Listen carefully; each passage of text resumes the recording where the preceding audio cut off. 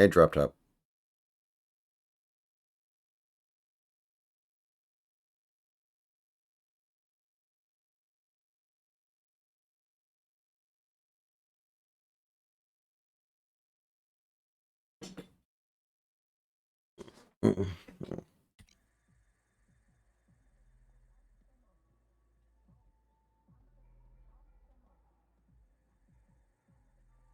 What is taking so much time? Are you going to get that Captain America Black Panther game? It would have to get some pretty notably good reviews. And I know people are going to say, oh, the reviews are going to be bought and paid for, but I think that Avengers game they made like 5 years ago or whatever got awful reviews, so. Yeah, they haven't made a well-received Marvel game in a long time. Where not only the players hate it, but like the vast majority of reviewers do also. Well, like their one big success are the Spider-Man games on Sony on PlayStation. Yeah. But like I can't believe there isn't a reasonably well-received Iron Man game. That seems like a super Now, slam the dunk, next thing is to get past the security gate and no so one you can do can it. access the vault. Have a look at the card reader on the security boss. Give Yeah, it a and spin. it's weird to me that it's taken them so long to try to do a Wolverine game again, because that one seems like super Found fucking that safe yet, easy friend? to do. Yeah. You just make a God of War-esque action game. That's all you gotta do. And yet, they hardly ever make an attempt. And this attempt that they're making now is fucking dead on arrival. Absolute dog shit. Because they're just making a generic AAA style game Think they have that is supposed to the next be route? Wolverine based, but it's going to feature retarded shit like item crafting, like fucking a guy with a healing factor needs to craft medkits. Very unusual. Hmm. Have a look in the Unironically, nearby utility rooms and see if you can find a schematic. a medkit crafting system in a fucking Wolverine game. It's just offensive, man. Well, before long, every video game will have a crafting system. It Yeah. cannot be helped. Somebody And, somewhere in a focus group is telling everybody that right. crafting systems in games are always good. Exactly. It's the video game equivalent of modern animation all being Found CalArt a schematic flop. yet? Hmm. It's because Just don't shoot the it! vast majority of the people who That gets actually get the close chance to when make this one stuff thing are all taking the same so usual much time. suspects. And because they control the means of the production, it ends up being the same slog. Hmm. People making it every fucking time.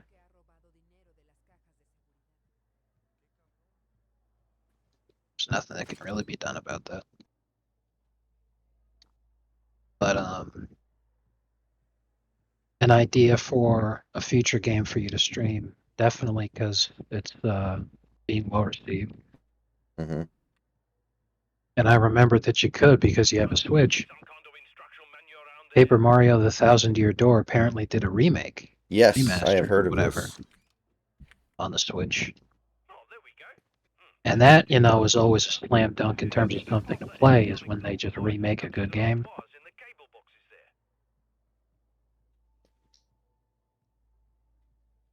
So you don't have to take a risk on something that may potentially be slop. Yeah. After I'm done with Rebirth, I am probably going to do the Metroid Prime remaster because that's not that long. You found that safe yet, friends? Like it's probably like what, a 15-hour game at most. Yeah, it's a game that really heavily incentivized exploration and taking your time and trying to Using go the mouse to around and find which like cable to cut, yeah?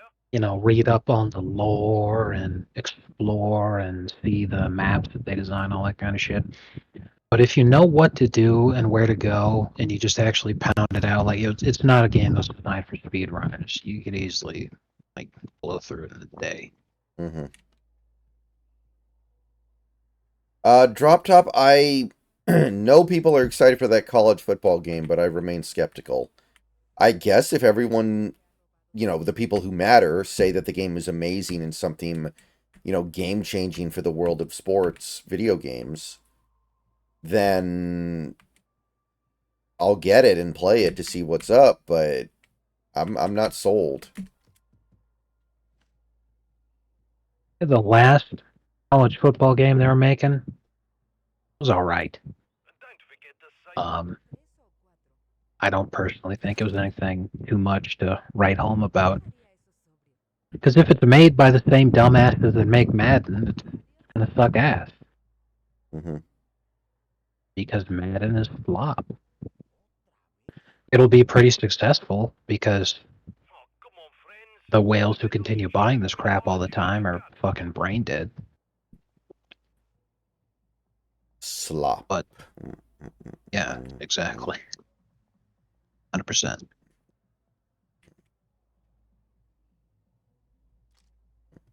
Good. Now, get to the vault.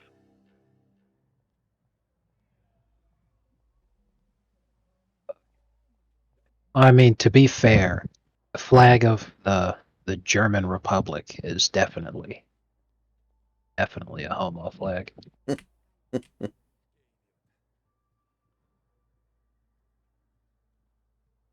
Kind of wild, because like you got the flag of the Kingdom of Prussia, very based.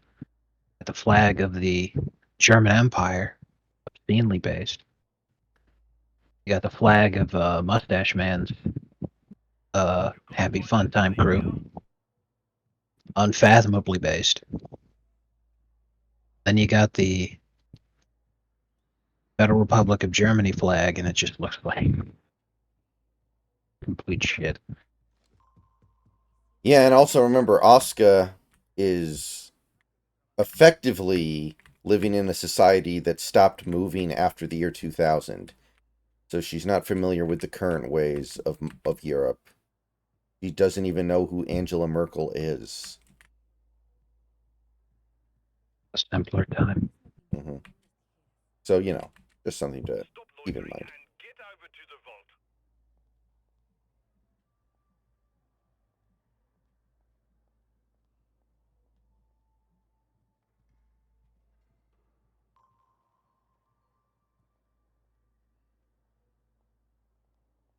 Fuck you stupid.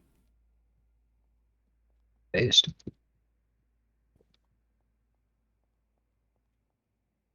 Ooh. Oh, we're going to need that code. Rummage around a bit and see if you can find any clues. Maybe try one of the workstations. But stay quiet, friends. And don't forget the safe. Yep. I had a feeling I would need the safe. DB Rodriguez. Okay.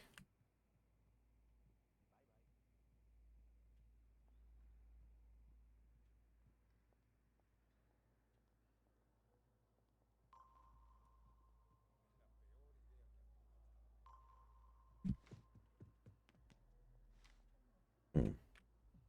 Yeah, so tomorrow I guess I'm going to be dog watching for the early part of the day. And then probably in the late afternoon, early evening, I'll be around.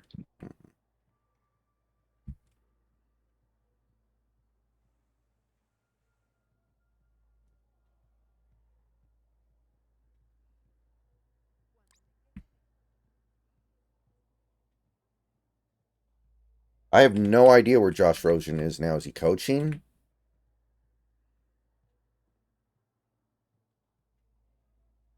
Josh Rosen? Got to find Yeah. that safe, yeah? He was that Bet he's getting bus we something back. picked up, right? He bounced around the league for a little bit, but he was never on a.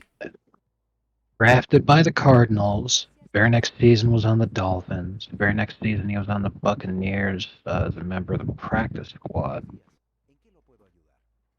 Niners, Falcons, one of the Browns, and Vikings. one of the most casual busts in the history of the league. He just went in the top Yeah. 10, and everyone was like, man, that's a bad idea. And then it immediately was a bad idea. Yeah, one of those moments where it's like, do we really need to explain to people that you really don't want your starting franchise QB to be Jewish? Like, what the fuck were you thinking? Yeah, and not only, it also an atheist. Oh, good grief. He was apparently the first atheist quarterback in the history of the NFL. Yeah, no one should be surprised that that comes from also a Jewish guy. Hmm. I won't say anything more for fear of being so base that I end up getting the channel banned, but yeah, If you don't get I could go on and on about that for a while. Well, anyway, let's see here. Um,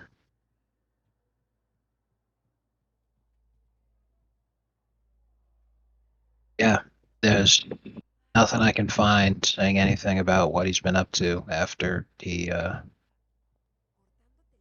lost it out of the league.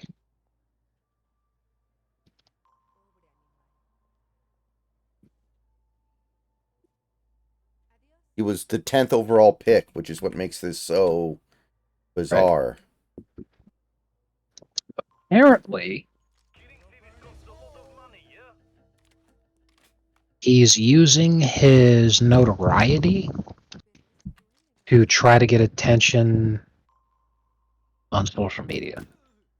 Uh, hoping that he can have sports takes that make people want him to be on like ESPN or something, which is a non-starter, but you know. Well, if he ends up getting that job, we'll all know where he got the power. Exactly. You Exactly. should be searching, not dawdling. I remember when he got drafted, Vaughn and PBR both got their accounts on GameFAQs banned because of all the triple parentheses posts they were doing. It was fucking great. That is absolutely fucking outstanding.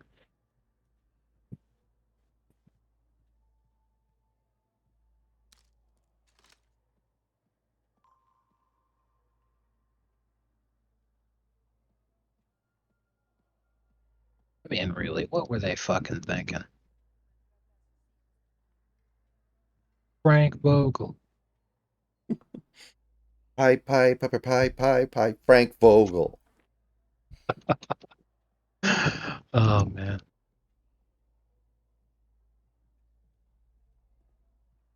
Tremendous. Frank Vogel. Okay, that's the code. Remember it. 8328. Okay. Good for 1488 damage. I should just uninstall right now. It's never gonna get any better. You found that safe yet, friends? Oh yeah, Big Country. Fucking DSP has had like a meltdown over the last few days. I don't know if you've been watching or not.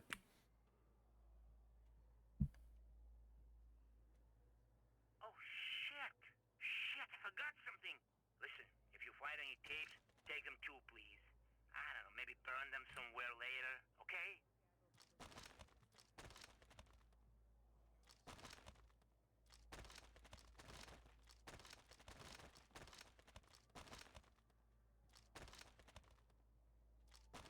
Yeah, Sam Bradford ran one of the longest cons. Although the ultimate scam artist quarterback is Chase Daniels. The guy never even plays and has made a ton of money just as a perpetual backup quarterback in this league. It's wild.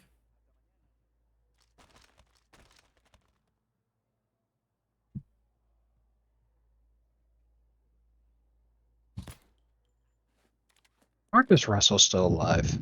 I think so. He beat the odds.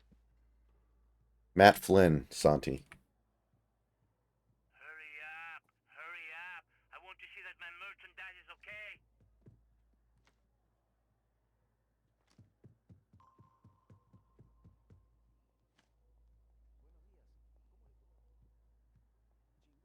Buenos días, ¿cómo le puedo ayudar? Amiga, ¿cómo estás?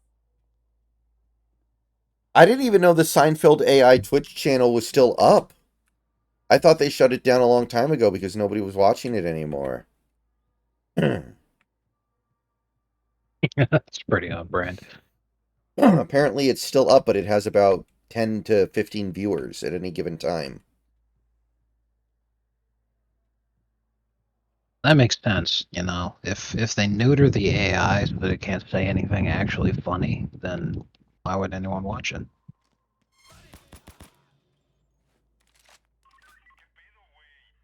Sorry, Control. I was just scratching my balls. You don't know what that means because you ain't got no I balls. think I'm thinking about doing a bit.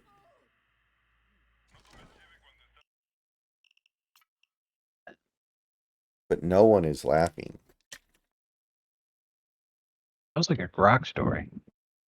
Amazing. Okay,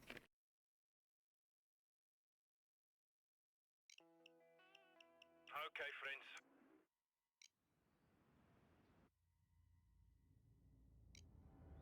I'll wait here. Now you can count on me when the shit hits the fan. Right, you chops. Let's get you ambling into the bank. You need to tell them that shit? What are they? Huh? You treat them like babies? You going to keep this up all day? Keep these people under control. Find some way past the gates without raising any suspicions. I have been in bank one time a few years ago. The bank manager is an idiot. He keeps his access key in a personal safe. I actually don't remember where. All right, you chops. Go find his office.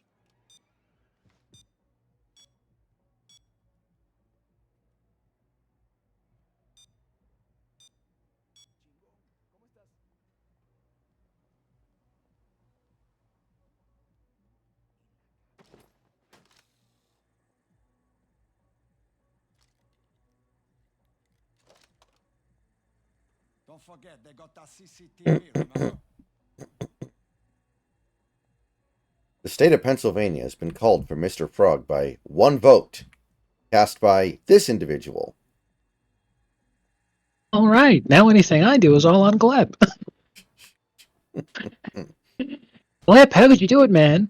Oh yeah, I guess that actually makes a lot of sense. Yeah, I can respect that.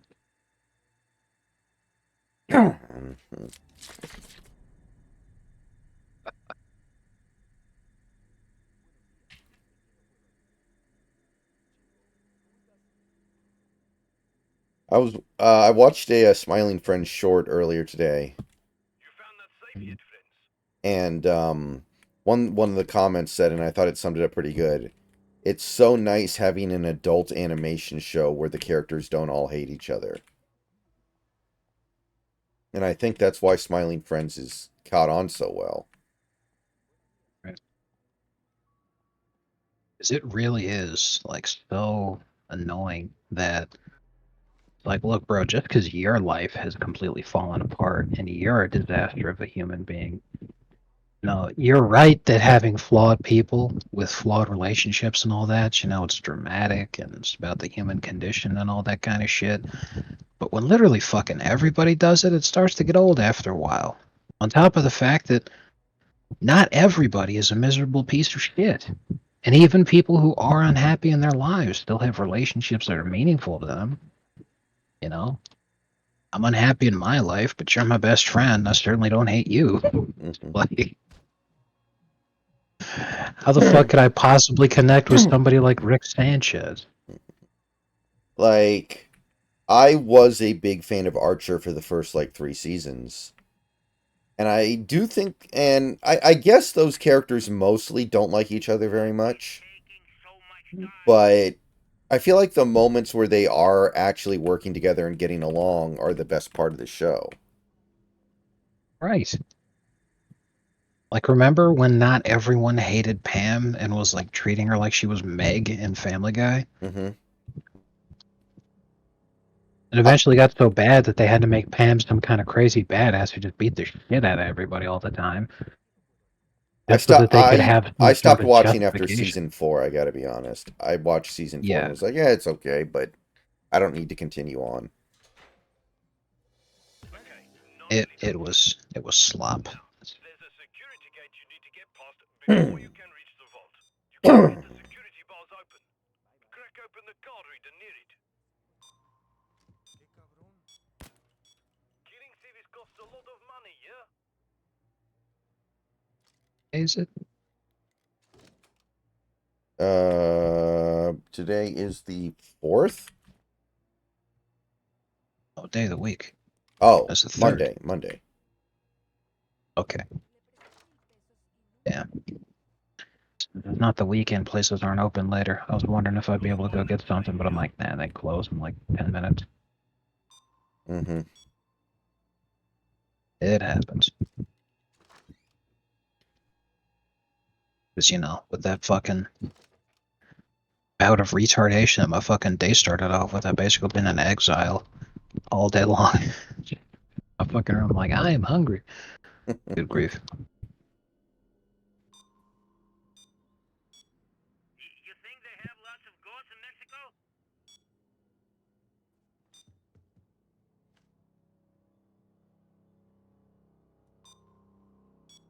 I'm a little bit hungry too, but I don't really have anything around here that I can eat. Maybe a little bit I can throw together later. I know the feeling. Everything's just so inconvenient. Exactly. Even DoorDash now, because while you can pay somebody to go get the thing and deliver it to you, you pay like fucking $30 more than it actually is. What the hell's the point? Eran 3 o 4. And don't forget the safe. Just don't shoot it! That gets people moving. Fuck this. I want to play some cards. I come over to you, okay? I don't tell the boss if you don't. Buenos días. ¿Cómo le puedo Suena muy raro, pero no importa.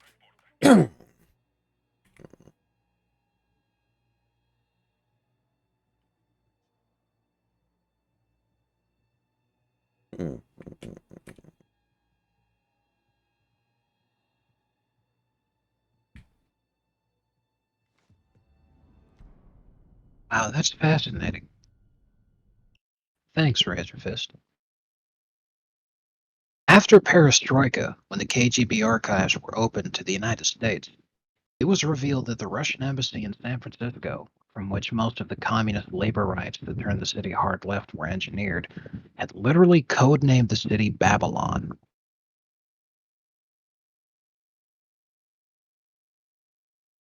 That's pretty fucking adept. Like, wow. On the nose. Exactly. Buenos días. ¿En qué le puedo ayudar? Yeah, listen. There's some guy here. Never mind. It was ¿Qué nothing. hiciste con el cuchillo? So I guess Alex Jones is safe for the time being. They're not going to shut him down yet. Y trae a I una was niña. reading about that too. And yeah, it's because that's what they're doing. Like he's fighting it for the appeal because obviously that is a complete horseshit ruling. Mhm. So what they're trying to do is bypass the appeals process by basically just literally looting the man and taking everything that he has right now. And the reason that they're trying to do that is because if he wins the appeal, they can't get any of it. But if they've already taken it, they don't really have to give anything back because he has to sue to get everything back. And that's a process that takes years, depending on the individual, possibly decades. And how the fuck is he going to be able to afford a lawsuit like that if they've taken everything? He can crowdfund it, but that'll only take it so far. I mean, maybe he can't get it all back, Be some kind of instruction manual around there. but he can rebuild enough to continue living. You need to cut the right wires in the cable boxes to break the lock. Regardless, it's fucking total bullshit.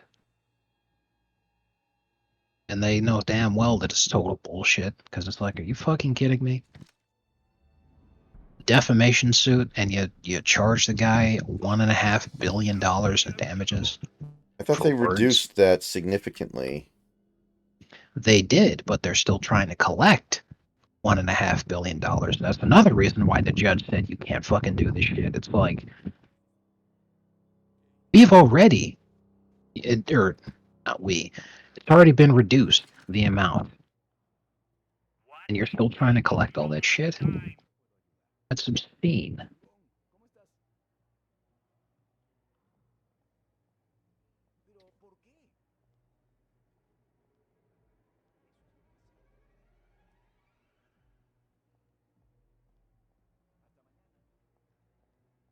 Without knowing anything else about the context, would you consider the CEO of a student loan corporation to be a villain or a hero?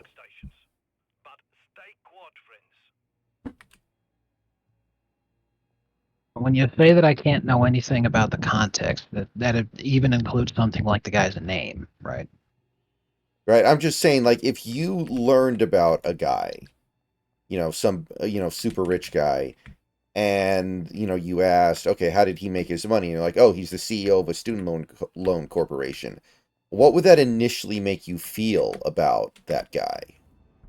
I wouldn't really have too high of an opinion of him. I probably wouldn't hate him, but like I would immediately assume that he was Jewish. Hmm.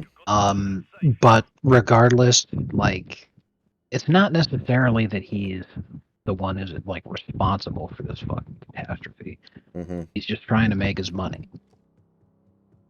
He's making a shitload of money, yeah, but the people who are really losing here are the dumbasses who think that for whatever reason, it's not an awful idea to go to school for 5 or 6 years to get a degree in something that is complete and total bullshit as they're finding themselves, and not because they think that they need to turn that degree into an actual job or anything like that.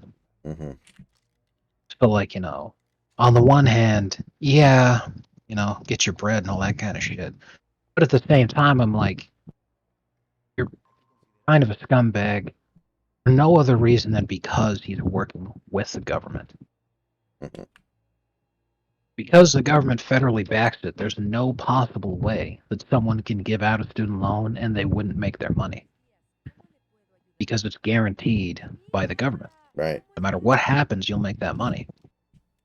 So in order to make sure that the government isn't left holding the bag, they make it so that student loans are one of the only things that you can't get rid of when you declare bankruptcy.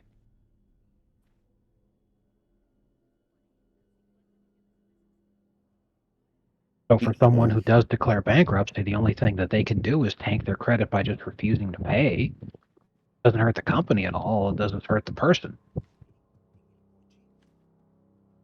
For instance, my dad, who, when he declared bankruptcy, like in the late 90s, they were still getting on him for trying to pay his student loans when he went to college in the early 80s. And he was like, I declared bankruptcy. Why are you still trying to collect this money? And they're like, oh, because, it doesn't get invalidated when you declare bankruptcy, blah, blah, blah. So he was like, well, you people can suck my ass. Like, are you kidding? So he just never paid him and credit in the fucking toilet. Aside from the fact that he declared bankruptcy, obviously, which was bad Yeah. enough. Because there's this poker player. He's kind of an amateur, but he's a wealthy amateur. But he's pretty good. Like, I think he's actually a pretty good player. He's just not a professional. So when it comes to these amateur wealthy poker players, inevitably the question comes up, okay, I wonder where they made their money once it becomes clear that they're not pro players, but they have enough money to throw around in these gigantic expensive tournaments, even though they're clearly not great players that are getting there on their skill. So it's like, okay, where do you make his money? And in the case of this guy, Kerry Katz, he was the founder and CEO of a massive student loan corporation. And everyone in the poker community, when they first learned that, it seems like they go like, ugh. But I was thinking about that earlier today. I was like, is he really the bad guy here? Because at the same Yeah, time, and how many people wouldn't be able to go to college who will now go to college because at least they have student loans available to them? or in the case of like me as an example, that loan that I get, being able to get the extra as a refund so that you have that extra money, that's a fucking lifesaver because there's no other possible loan that I would qualify for. And that is even that paltry sum You gotta find is that still, safe, for yeah? my situation, life changing money, Hmm. which is why I freak out so much when it gets delayed like it has been. So, yeah, that was the kind of point that I was trying to make, which is that there's a lot more context that needs to be given there. Because if you're the president of a student loan company, there's a great potential for you to be an evil piece of shit there, certainly. But that in and of itself isn't enough to condemn you. There we go. But when you said cat, I was like, that kind of sounds like it. So I'll look into it in a minute, but I'm like, something tells me. Because if it was a regular normal person, it's like, well, it's that is a service that, somebody would do it. And, hey, exactly like you said, um, it does do good. The extent of it being bad is how much the interest sucks. You can't get rid of it through bankruptcy and everything, but like, I don't know anything about his company. If he sits there and offers high interest loans to somebody who wants to get a fucking degree in, underwater basket weaving, Look out then for yeah, he's a fires. total piece of We're shit. probably going to have to disable them via the roof of the... However, it's hilarious. Somebody gets a degree in feminist dance therapy, and then he's like, "Hey, why don't you pay me $500,000?" That's hilarious and shit. But if he's a member of the tribe, then you know exactly what's going on. What is So it's pretty taking fair to so condemn much him, I time? think, at that point, because you know what his intent is and what kind of business he operates.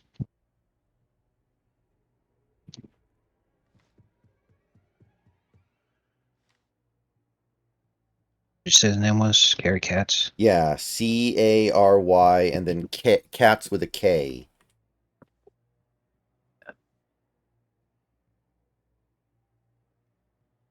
Seventh largest student loan company in the United States, providing $19 billion in loans.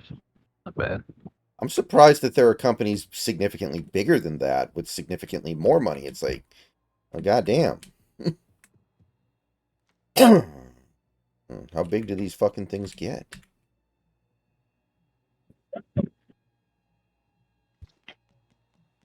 Yeah, I Google them and there's Reddit threads about Carrie Katz is a piece of shit. Mm-hmm. He has no early life section on Wikipedia. He I was scrubbed. looking for. Yeah, he's scrubbed the internet already. Control. I think maybe you should For real. take the rest of the shift off, okay? Go home. Go to a bar, get a drink, get laid. I'm not gonna tell on you. Okay, you gotta find that safe, yeah? Place the body bag case here. Yes, Katz is a common surname for Ashkenazi Jews. Mm. That'd be why. The origin of the name Katz is an abbreviation for Kohen Tzedek, or priest of righteousness in Hebrew.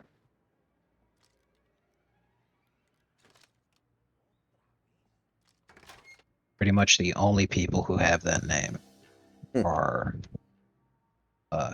Yeah. Khazarian. Yeah, what's the rule? If it ends in an I, it's Polish. If it ends in a Y, it's Jewish. I'm trying to remember. There's like some kind of rule where, you have names like Romanowski, Gronkowski, Goskowski. And it's like if it ends in a Y, it's Russian. If it ends in an I, it's Polish. Something like that. But you do got to be real careful with some of that stuff because there's a lot of overlap with those, but then also Czechs and Italians. What is taking so much time? Holy hell. A lot of damage with the ghost.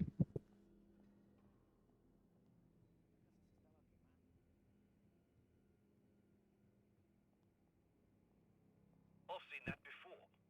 Is that Romanov? The Russian Empire? That is a very good question, Lucky. I'm starting to understand why it's so important, yeah? It's old family things. Don't you pay attention to it. Amazon is making a live-action Yakuza show.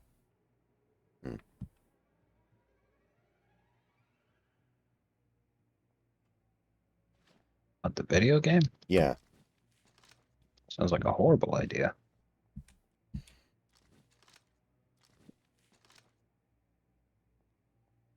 They should do a live action Grand Theft Auto TV show and have it take place in Mexico. And they should have that one guy. Starring Ryan Gosling. Oh, I was gonna say that one guy that played Gus. Oh, Esposito. There you go, Giancarlo Esposito. There you go. And he can perform a role that he's never done before. He plays a drug cartel kingpin. Which role may be challenging for him, but I think he can pull it off.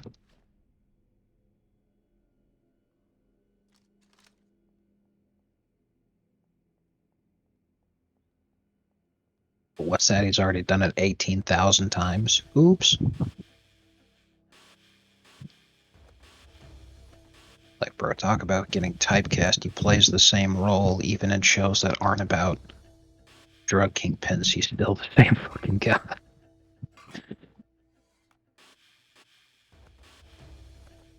Yeah, I haven't played Far Cry 6 yet, but I assume his role is pretty similar. I don't know why you'd hire him at this point to play a villain, if not to lean in. Oh, actually, now that I think about it, I heard he's barely even in the game, so... I forget which Far Cry it was, but my favorite idea that they ever had for one of the Far Cry games is that main antagonist at the very beginning of the game, he's like giving you a tour. Then he sits you down in a chair and he leaves the room, and as he's leaving he says, "Now, do me a favor, stay right there." Then the game like tells you to leave. And when you do, you begin the game. But if you stay there, like he told you, comes back and he's like, "Oh, I'm so glad you stayed." And then he spoils the entire game for you, telling you that he's actually secretly your father. And he's not like, "I'm glad that you," because I guess the game is like you came back to the country to spread your mother's ashes. Mm-hmm. So he was secretly your mother's lover, and he's like the dictator of the country that you're in. And if you leave, then you think that he's a bad guy because he's the dictator. So you join up with the rebels and you fight him the whole game. Mm-hmm. But he was your mother's secret lover. He's actually your dad. So then you spread your mother's ashes together. And then he's like, "So I've been thinking about a successor. I'd like it to be you because you're my kid. So you're in charge of the country now. Have fun." And then the credits just roll. Like if you remember when you played Far Cry 5, there was something similar when we just arrested the guy Yeah. at the beginning of the game. So it's all like, do you want to arrest the guy or do you want to let him go and leave? So I was like, let's let him go and leave because this guy's kind of based. When you do that, the sheriff's like, "Fuck it. I don't care what the marshal tells us to do. I'm not risking my people." So you just leave and the game's over. Yeah, you must be talking about Far Cry 4, because that's the only one that I haven't Probably. played other than 6, which no one played because I guess nobody liked it. Yeah. Well, that makes sense because we played Far Cry 5 and we know it's not that one. Yeah. And Far I Cry played 1, 2, 3 and 3. is Yeah. right. Far Cry 3 is the famous one with Nacho being, "Do you know the definition of sin?" and blah blah blah. So no, it's not him. Yeah. You know, that's not even a good definition for insanity. I fucking hate that quote because it's not a good... That's not what insanity is. And fucking Albert Einstein was not a linguist. He was a scientist. Like, he shouldn't even be the authority on that anyway. Sorry, just had to go on a little rant there. No, I agree. Trying the same thing over and over and expecting different results is Don't forget optimism. It's not insanity. Yeah. Furthermore, it depends on the context. If you try the exact same thing over and over again, science, recreating something exactly is almost impossible. If anything, it's a scientific method to see if the process still holds true.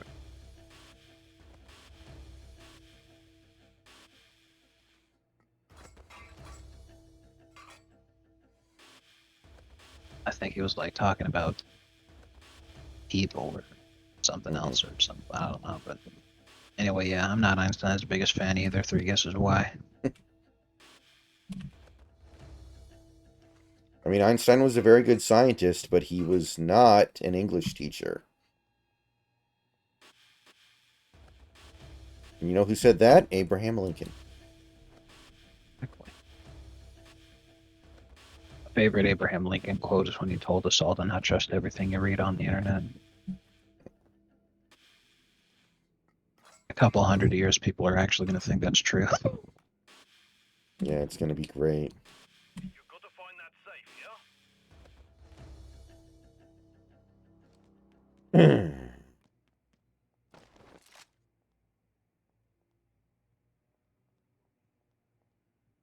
One of my favorite lines from a movie ever Mm-hmm. was I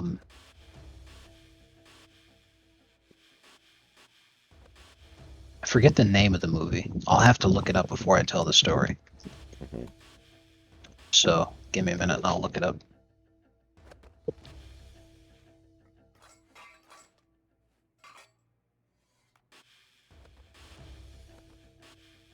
I love it when like the game devs think about like obscure and edge casey things that the players might do. Like Devil May Cry 5 starts with a boss fight that you are supposed to lose, but it's actually possible to win it if you're very good and you're doing like New Game Plus. So if you beat him, the game just ends. And like you beat the final boss and you did good and everything's Yeah, cool. I love when games give you the chance to defeat the boss that you're actually supposed to lose to. Mm-hmm. Because to me, nothing feels worse than when they force you to fucking lose, and there's no way to counteract that. Even if it's like a time in the game where, yeah, you might lose to them, but if you know what to do, it's actually like insanely simple. I think Or there's especially if it's like you lose in a cutscene and then the actual boss fight itself is like a cakewalk. You just kick the shit out of them. That one enrages me when that happens. yeah, there's a Golden Sun game where there's a boss you fight that's like 80 levels above you at that point in the game, or is supposed to be, but you can actually power level so much. Like, you have to do it an obscene amount. Nobody in the world could possibly find it fun to do this. But you can, however, do it. And if you beat him, your characters knock each other out celebrating, and then the game proceeds like you got knocked out because you lost. While that's really funny, I'd still be pissed. Alright, so let's see here. You found that safe yet, friends?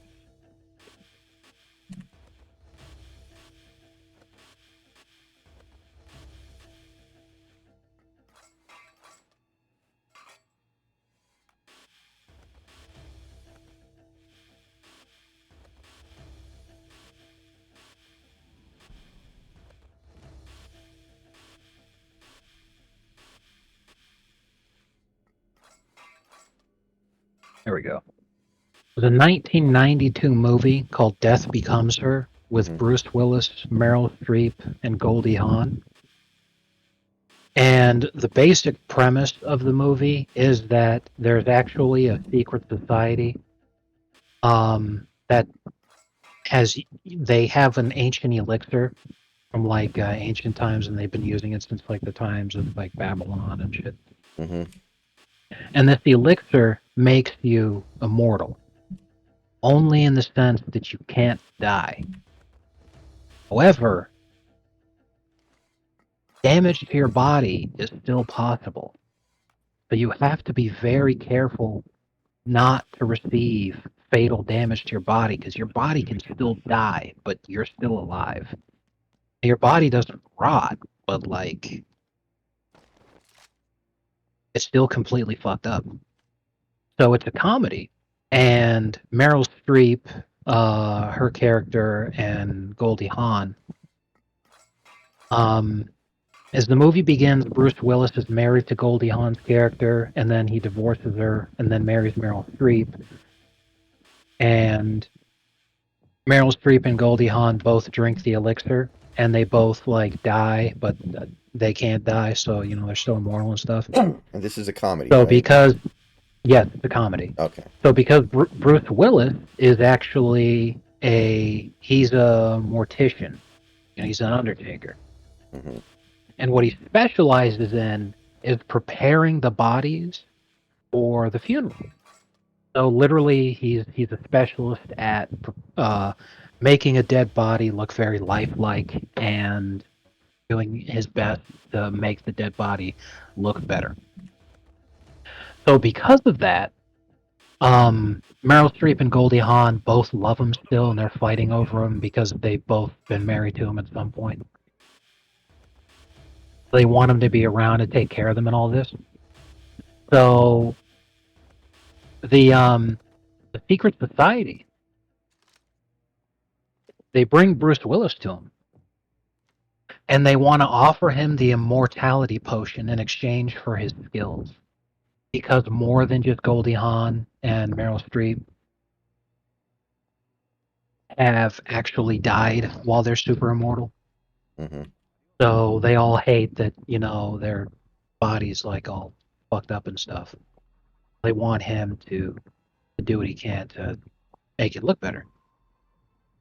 So this is what I love, like just one of the best lines in the movie is the lady's trying to seduce, not sexually, but seduce him in spirit in order to get him to take the potion. Mm-hmm. So she's all like, "Yes, drink the potion and be granted eternal life. Drink the potion and live forever."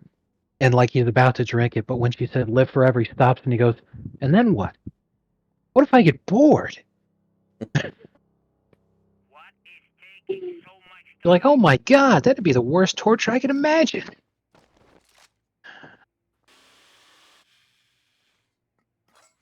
It's like fucking everybody just starts looking at each other because they're like, "I never even considered that." What? They're like, "I didn't want to die because I was scared of dying, and I didn't want to get old because I don't want to look old." I mean, yeah, imagine that, you know, living forever.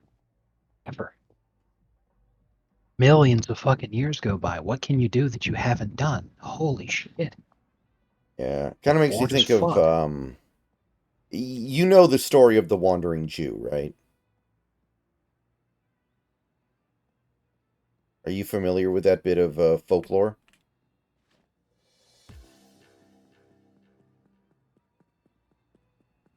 Max? Not really. I'm reading about it now. Yeah. There was actually a fan theory in Evangelion that the head of Sele was supposed to be the Wandering Jew, and he wanted to bring about the third impact because he wanted to finally die. Now, it's pretty easy to debunk. It's very clearly not true, but it was an interesting little fan theory for a while there.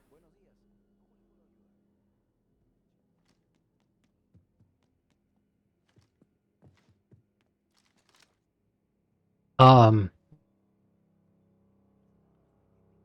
it's pretty similar to the concept of Cain, you know, being cursed to walk the earth forever. Hmm.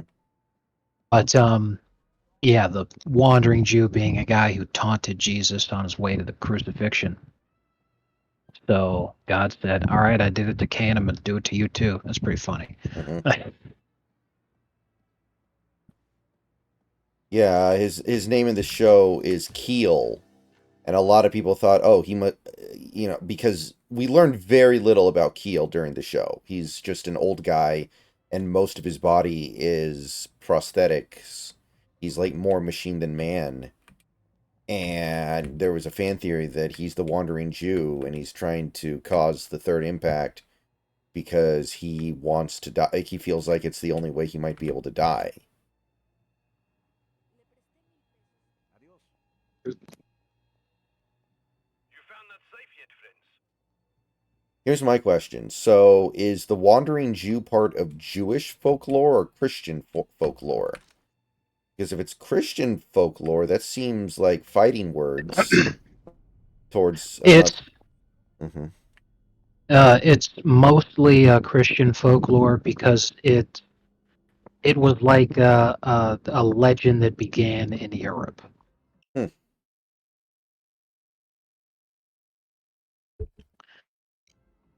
I wonder if Jews ever complain about it. Like, hey, you're. And it's not something that gets brought up a lot anymore these days, is why I've never heard of it. Mhm. Because it spread out of Germany All right, you mostly. chops. Hmm. That's enough of that. And Get out of there when you feel instead of safe. being called the Wandering Jew, he is instead referred to as the Eternal Jew. And the reason that's a big no-no is because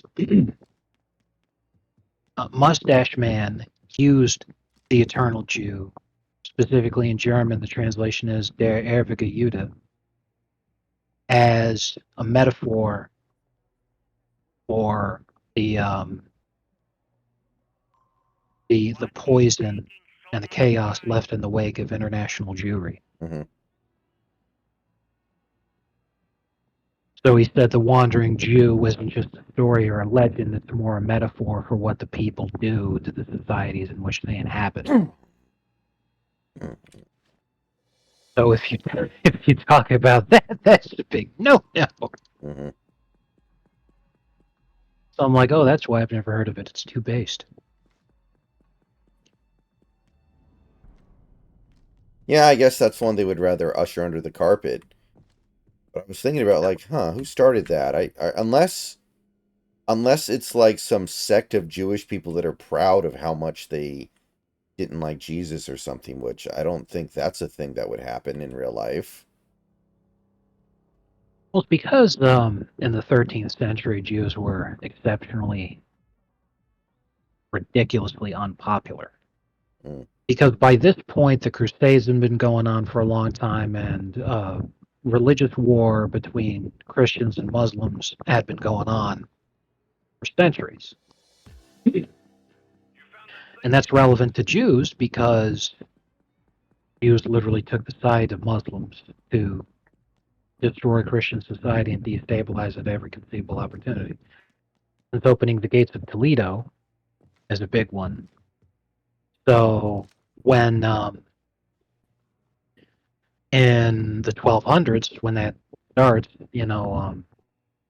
anti-Semitism is fucking extremely common throughout all of Europe because you've got, as the Reconquista is going on, a lot of Spaniards who are like, remember, each and every one of our brothers who falls, this is the fault of the Jews because they fucking opened the gates of Toledo. We would have been able to hold them if it hadn't been for that shit.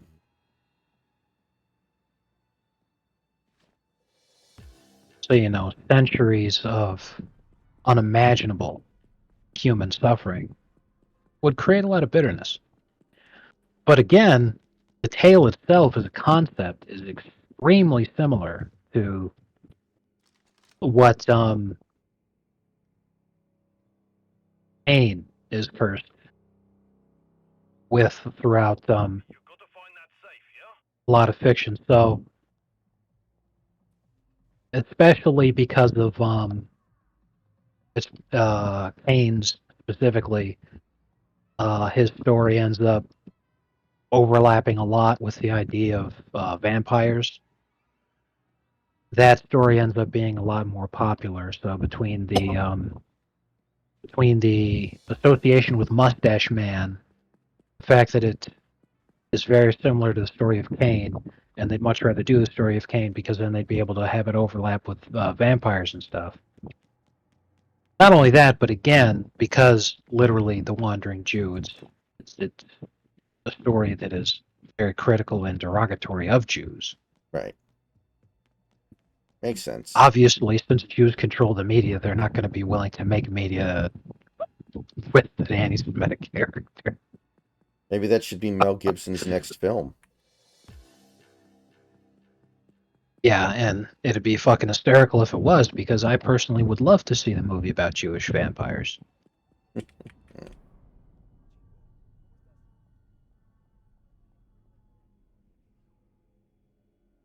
is taking so much time? I remember that old Red Panels comic. It was like Halloween. So one guy was dressed up like a vampire, and the other guy was dressed up like a rabbi. And the vampire was like, "What the fuck? What's this costume?" The rabbi's like, "Hey man, I'm a vampire too. I just don't bite him on the neck." I miss Red Panels. As do I. It's very based.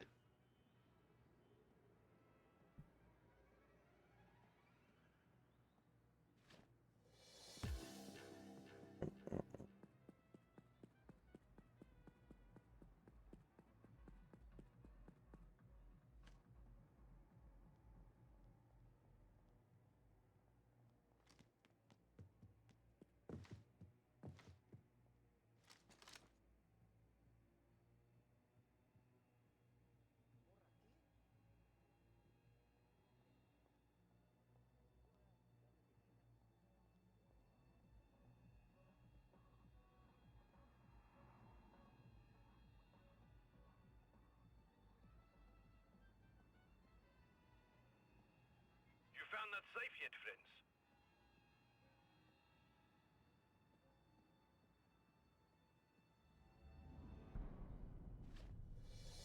That was a real work of art, that one.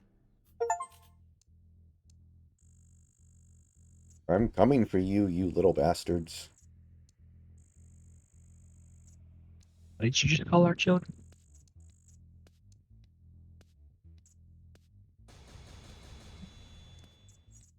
Oh.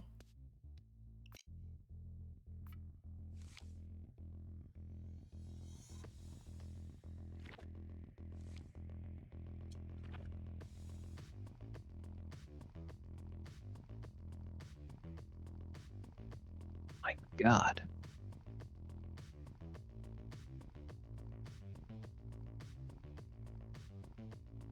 Just did so much damage to me so fast. Shit. I've got 10 G's. I've got 10 G's on him to win. And if he doesn't, I'm gonna kill everyone. I'll take matters into my own hands. Nah, I'm just kidding. I won't do anything. No, I'm not kidding. I really will. All right. Now whatever I do, it's on Gleb's shoulders. So, my friends, I think we should get back at those golden toothpick motherfuckers that have been giving us a lot of problems, yes? I've been looking into that information you found at the docks and working with Gao Fong to find out more. I gotta admit, he knows his shit. The Triad is now keeping most of them.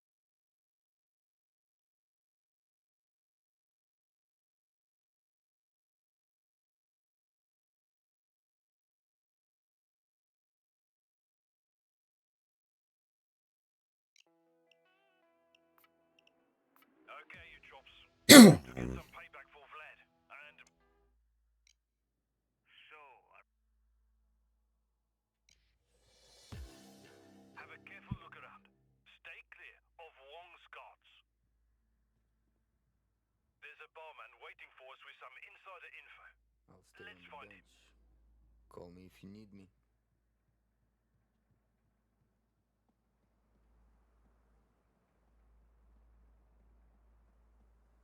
I've been waiting. Your equipment is waiting in one of the cabin lavatories, but there is a small complication. Vault security has been changed. Li Deng still has the code, but you'll need Sun Hong's handprint as well to open it. I was able to acquire some impression wax and store it with your gear. Good luck.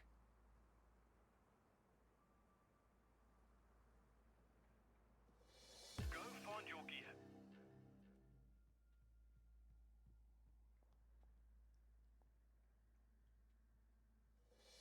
Vault security has been divided. You need to get the code from Deng and take a casting of Hong's handprint.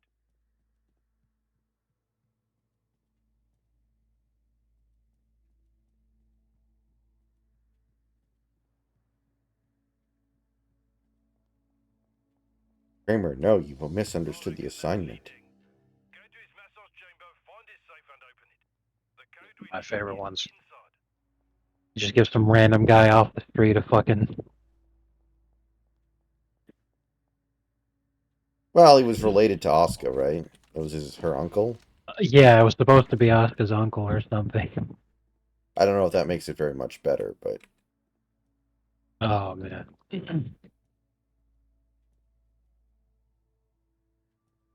And isn't this something like the cockpits are really small, so only children can fit inside or something? no, that's a meme. That's if 4 kids dubbed Ava, that's the reason why they would give that the kids have to pilot the Avas. That was a misunderstanding from the parody song. My bad. Yeah, the parody song says that's the When reason when why. right when Gendo made his son a big robot because he really loves him. He's like, thanks, Dad. But yeah, because the actual reasons why it has to be them as the pilots is something 4 kids would not really want to deal with.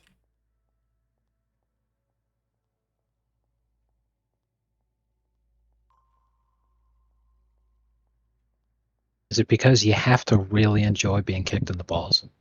No.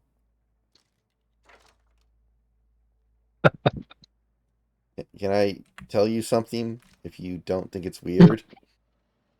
I still And then he love just tells me. He doesn't even wait. I see two options. Either you drill He didn't the even tunnel wait. He just. and risk making I a tell you fuss something. load of noise, or try to get the key from Li Deng somehow.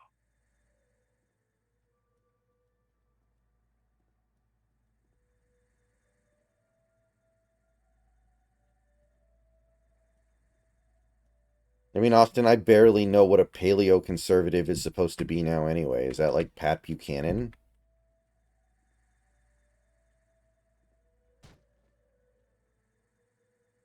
I'm A good question.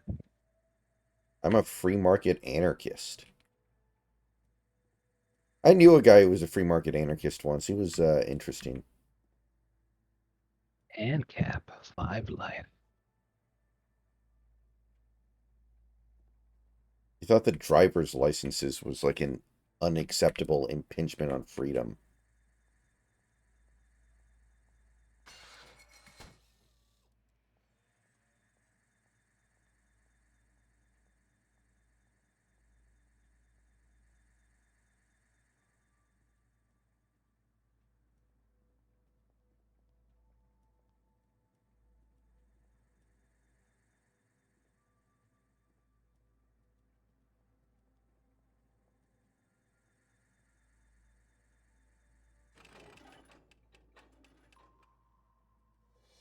We've got Deng's code, but you have to get the handprint from Hong. 8888.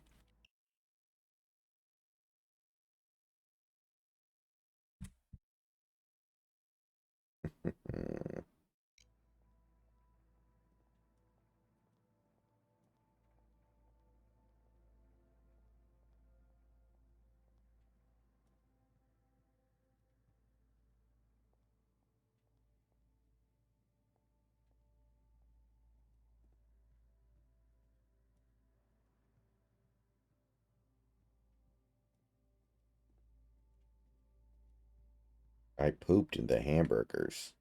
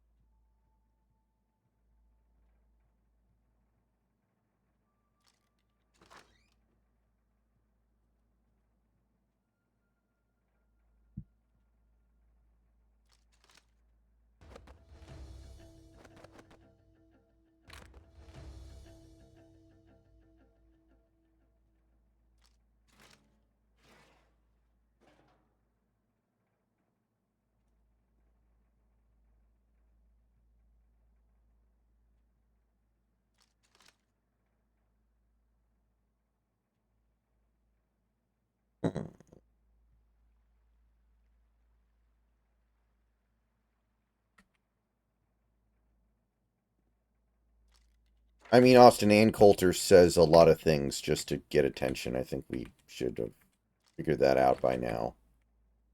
I don't think she really means most of the things that she says. Yeah, big time.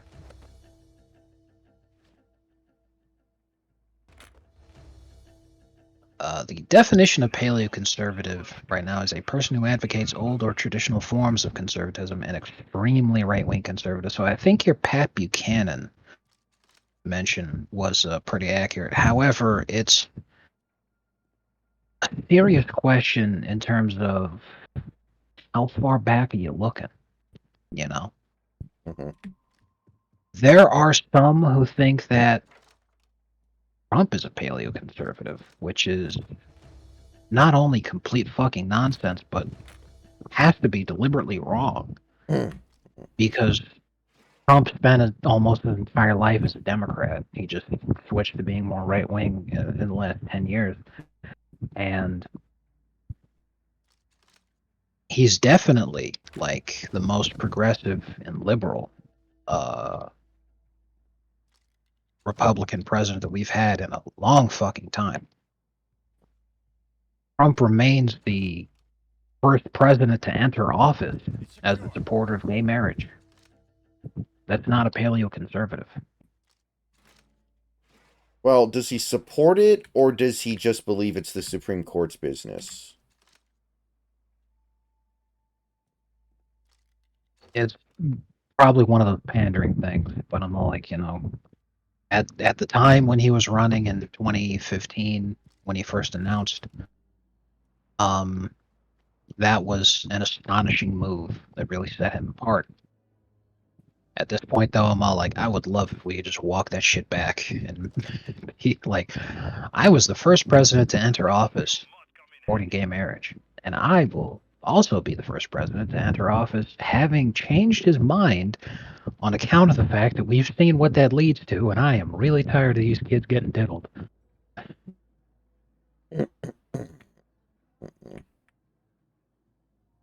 Yeah, Trump has the extremely homophobic party platform position of believing that the death sentence should be on the table for pedophiles. I can't think of anything more homophobic. Listen, you don't think. I don't think this is a good idea.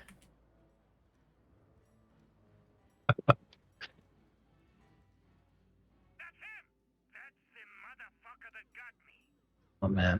In the newest episode, they had they're helping out a mad scientist.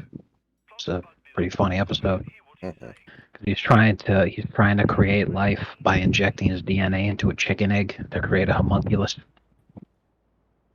And so it's like, you can create life with a woman, by fucking her. Have you ever tried that? The guy's like, oh, I don't know. I can't really talk to women. So it's like, here, why don't you talk to that waitress over there? She's a beautiful woman. Why don't you go talk to her? So the waitress passes by the table. The professor grabs her arm and he just starts going on some insane, psychotic rant. And the lady runs off. The professor's like, oh, I really thought that would work. And Trevor's like, how? Why? Why would you think that would work? It was obviously not going to work. Are you insane?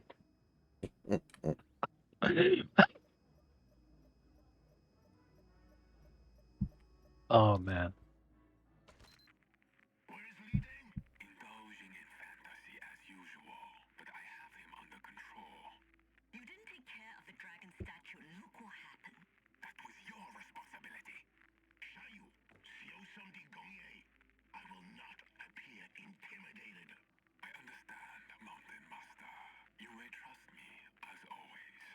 When you go to your cabin, a new phone and number cards will be waiting. Good, I needed those. There's a good chance we can trick Hong out of there. If you can find his cabin number, go there and pick up one of those burner phone number cards.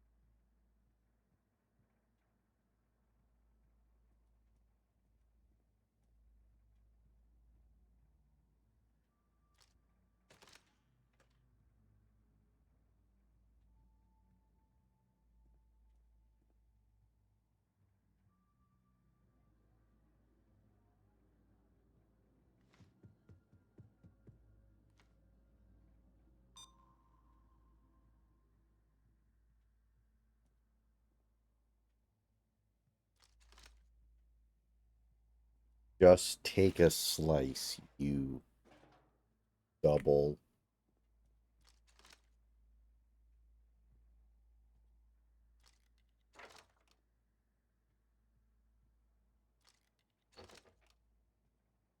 Keep looking for Hong's cabin.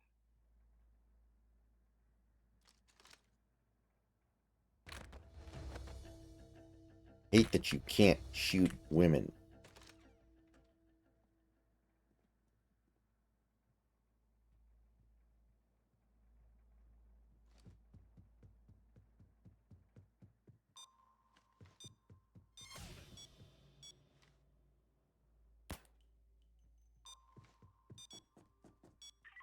I gotta say, I think that's a really difficult way to try to cheer someone up when they're depressed by telling them that it could be worse. Because it's Yeah, definitely true, but it really minimizes what they're going through. yeah, that's not. I think that's far from ideal.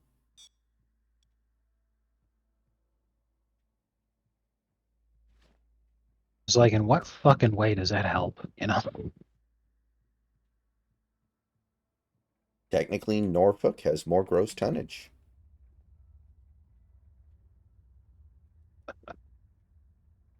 Exactly.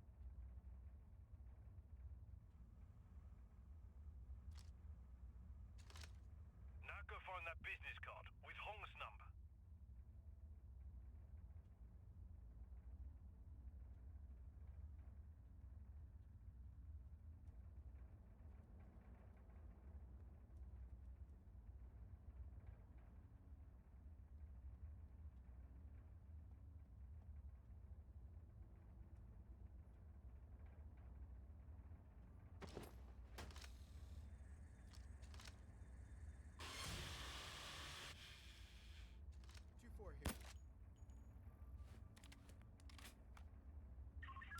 Hey, Control. I've been having all these strange kind of dreams lately. We got clowns and guns chasing me. Is that normal?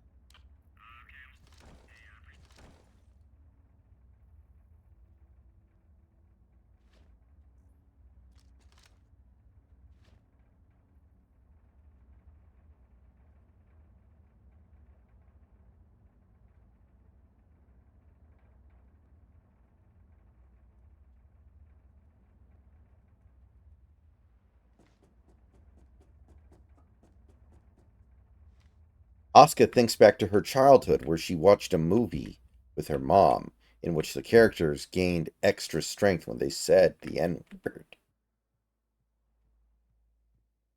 It's working.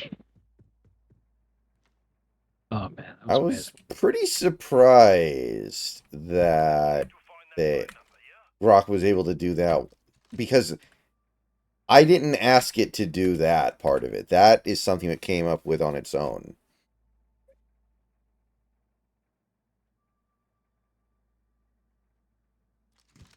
Rock decides to invent new kinds of racism as a treat.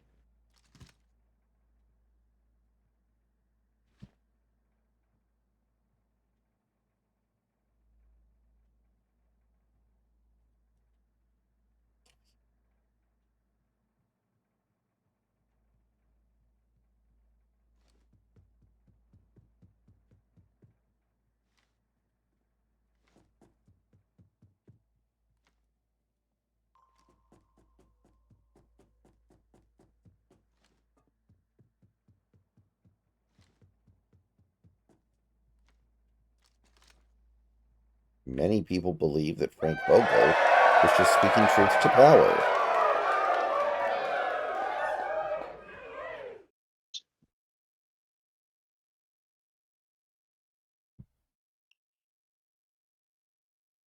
Magic Prick 2, thank you for the follow. Welcome to the stream.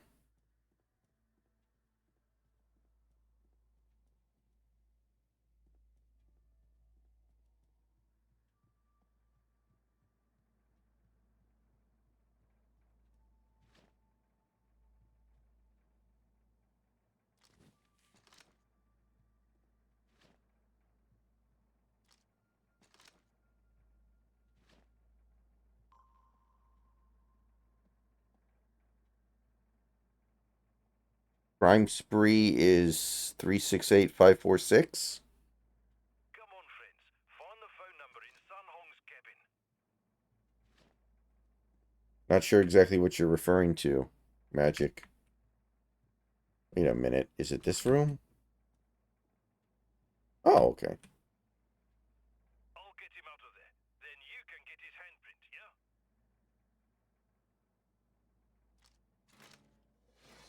Come on, you cock. Pick it up. Yes, what is it? Hello, da. You nose-sucking piece of shit. Hello again, Mr. Kozak. How are you feeling? Not bad, not bad.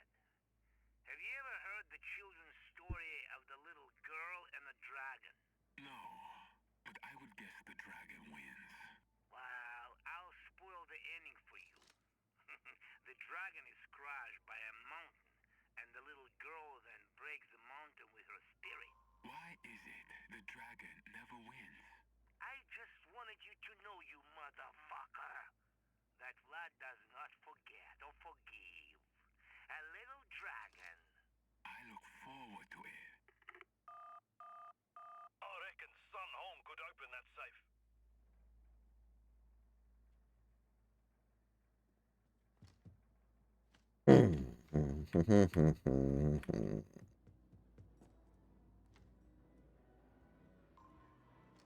I read a tweet the other day, made me laugh really hard. He goes, when I lick my dentist's finger as a treat.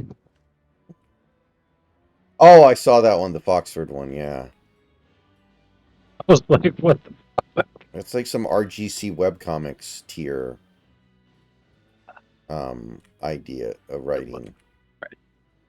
you love to see it? Have you got the handprints yet?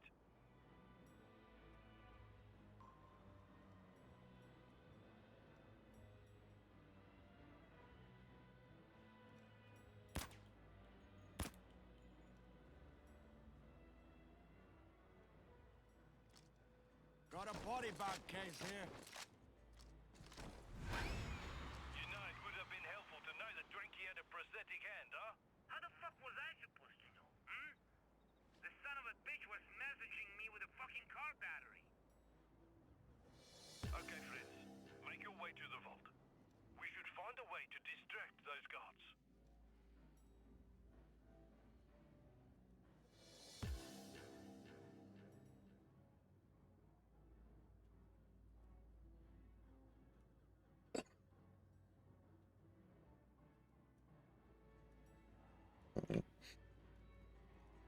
According to an anonymous player, Darvin Ham would cut a hole in the pocket of his pants so he could play with himself while looking at members of the crowd.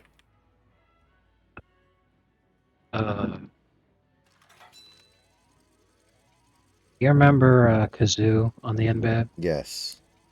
And how he'd make fucking stories like that, and people actually, on other websites, they'd read it and they'd actually buy it, and they'd fucking post them somewhere else thinking it was legit. Mm-hmm. It sounds like one of the stories that he'd come up with.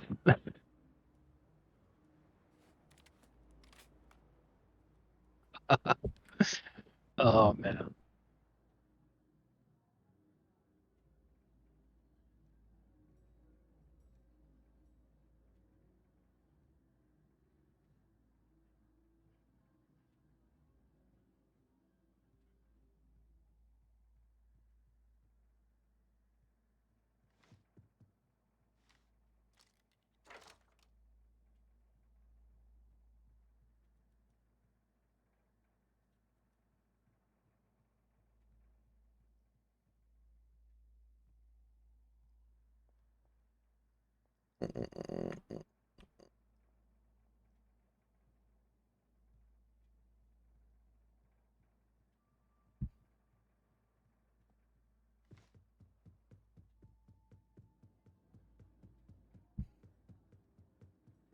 Fried chicken, my favorite.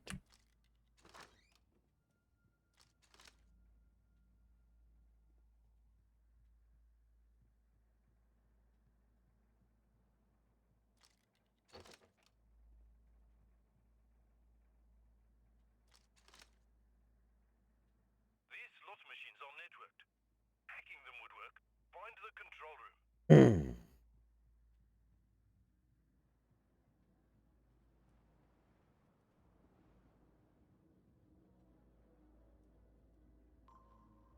Oh no, the ripped and out sharked and blah blah blah.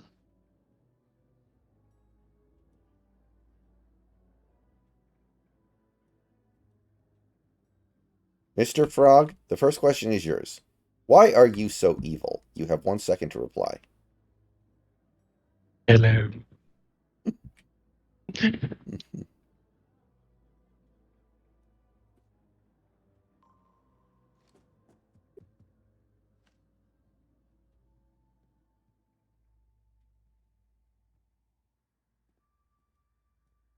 You are wrong.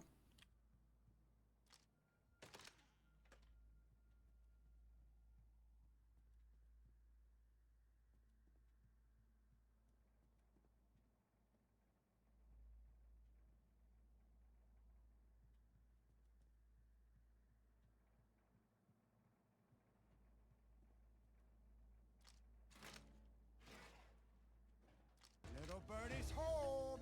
Never forget, President Ross Perot won re-election in a major upset in 1996.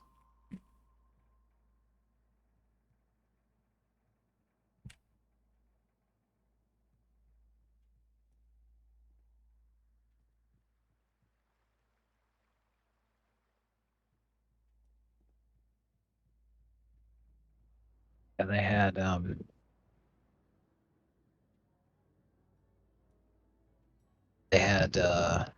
Zach did an amazing Reagan impression in an episode in the first season. Let me find it.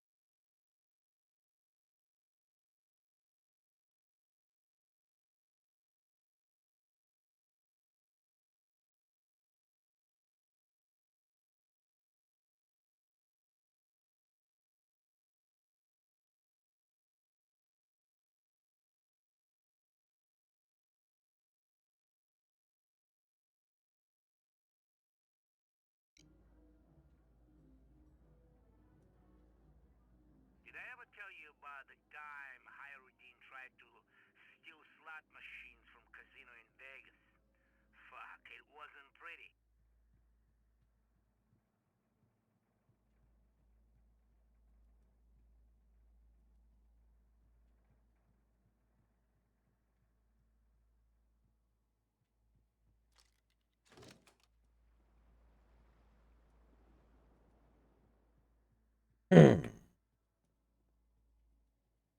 You are nothing but a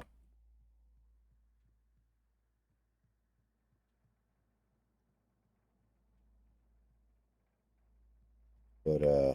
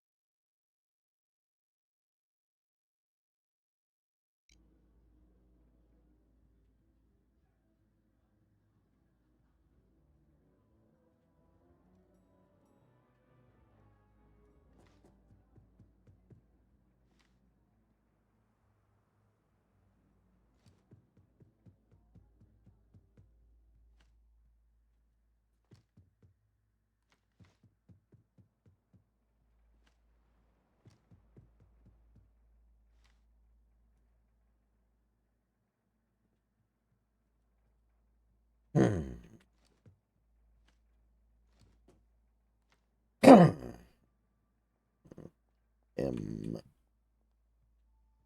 Find the control room and hack the slot machine network. That should make some noise for sure.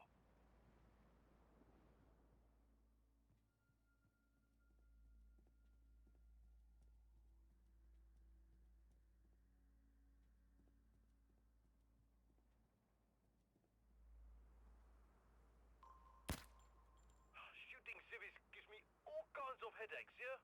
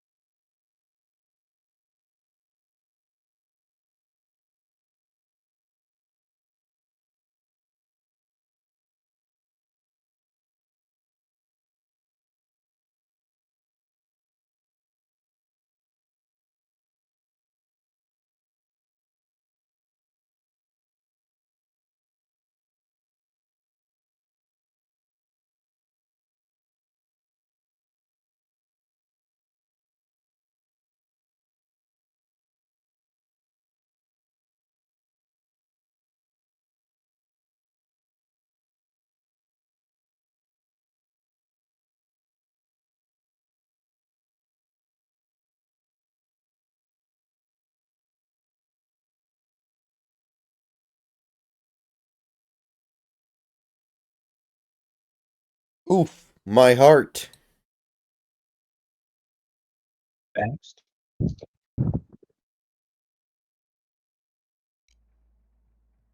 Vaxxed?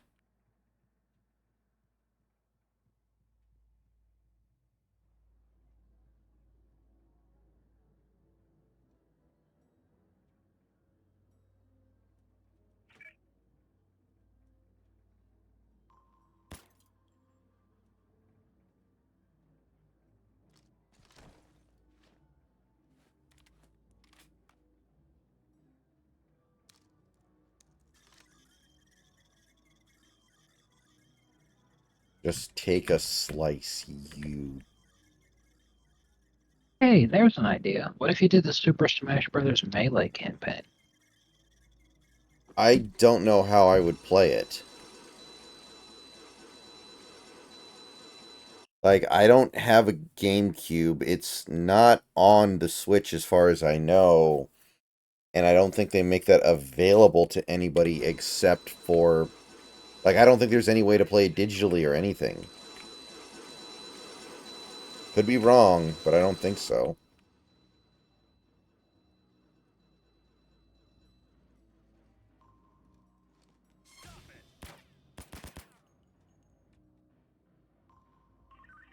Control, I think maybe you should take the rest of the shift off, okay? Go home. Go to a bar, get a drink, get laid. I'm not gonna tell on you.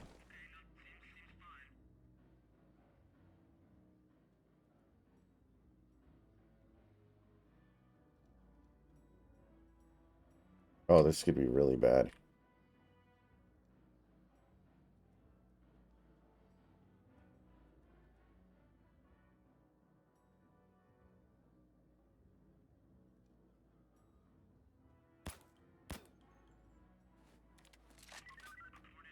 Why do we have these fucking radios anyway? Nothing's gonna happen. We should just go home. You want Mario? There are Mario Party games on the N64 store. I could play Mario Party 2 and Mario Party 3.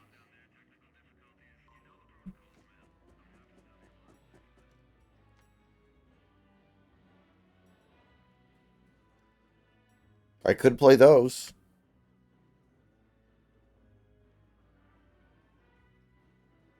Playing Mario Party by yourself feels so weird, though. Garfunkel's guy has arranged It's literally a party game. somewhere in the casino, leaving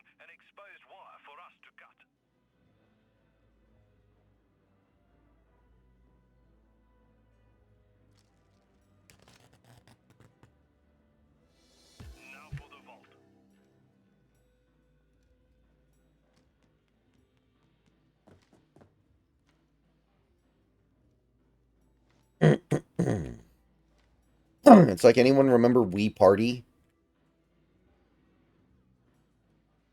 You're playing that game by yourself's weird too.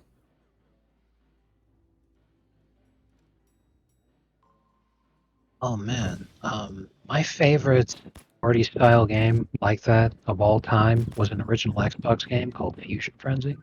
Oh, I remember And hearing about that one, yeah. Fusion Frenzy is one of the games that they've got on Game Pass as an original Xbox uh, backwards compatible game Huh. that they remastered to make it playable. And I'm sitting there like, this game came out like 20 fucking years ago and was just a reskinned Mario Party, and yet. But I really enjoyed that one. I loved it.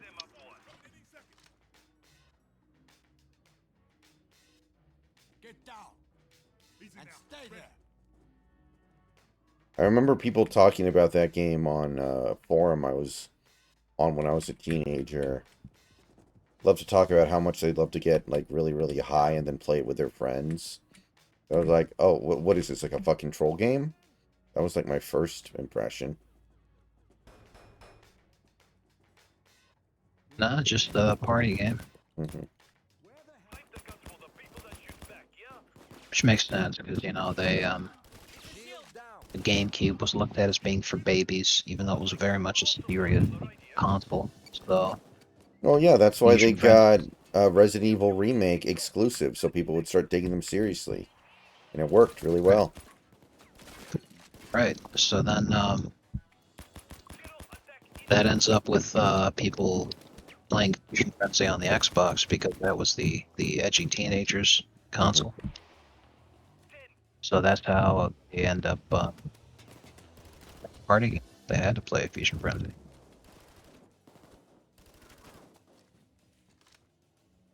I remember one of the weirdest combo games came out. It was like one of those things where when you buy the console, it came with 2 games for free. One of them was the Star Wars, the Clone Wars game, Mhm. which was actually really good. I played that one a lot. And then the other one was like some sort of Tetris game. It was 3D. I don't remember that one. That's why it was so weird, is I'm like, these are not 2 games that I would imagine go together. And yet.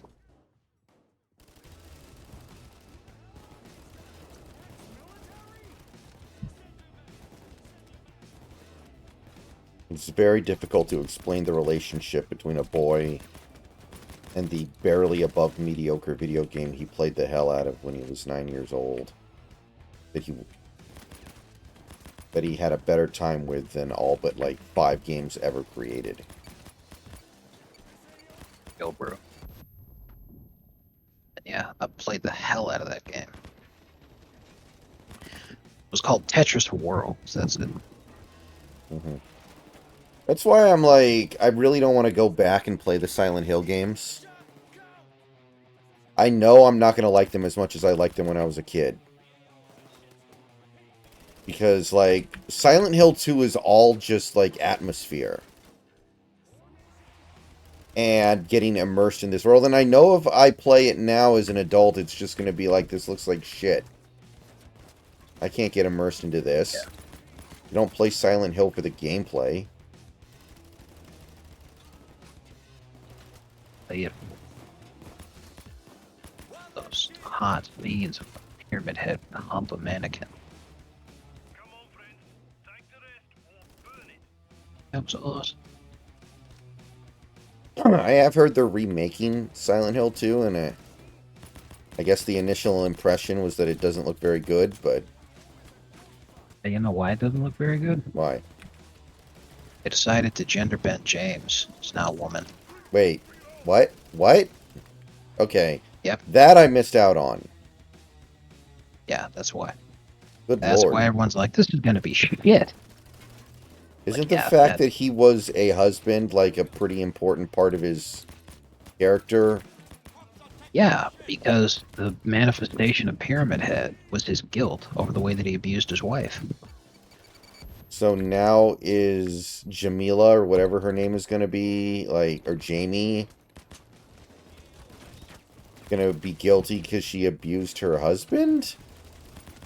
No, she can't, because that would mean that a woman did something bad, and they're not allowed to do that either. So instead, it's going to be that she was the abused housewife, and Pyramid Head is the manifestation of her predatory husband coming to get her, and she has to defeat him to stand up to her husband once and for all. Okay. I mean, that's just what would make the most sense to me because of Jewish slop nonsense. I don't actually know what they're going to do, but with each word that I said there, I became more convinced that that was exactly what was going to happen. Oh, God.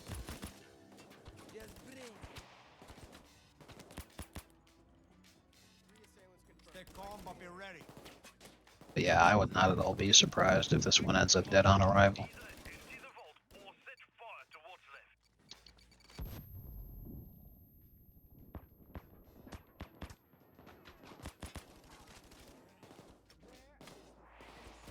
You got a hostage rescue unit on the way. Down on the ground. Link, you're a little piece of poop.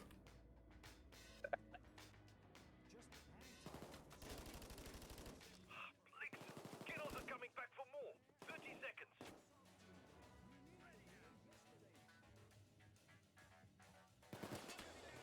Oh, are you talking about from Black Klansman? Yeah, okay. I'm surprised you hadn't seen that one before.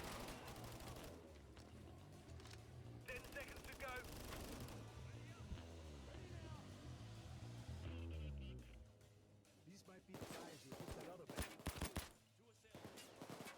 Here they come. Come on, Tom.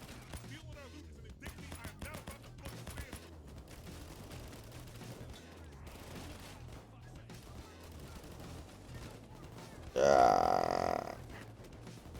So Justin Jefferson, probably the best receiver in football right now, got his contract extension today, and it was equal exactly to the contract that Jordan Poole got.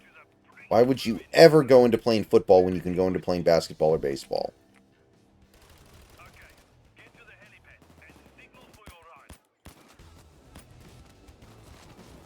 That's an excellent question. Because aside from the fact that guys are getting paid ridiculous sums of money when they're actually mid as hell, like, bro, Tyler Hero making $30 million a year. Do you think somebody with Tyler Hero's skills in a football position instead would be making $30 million a season?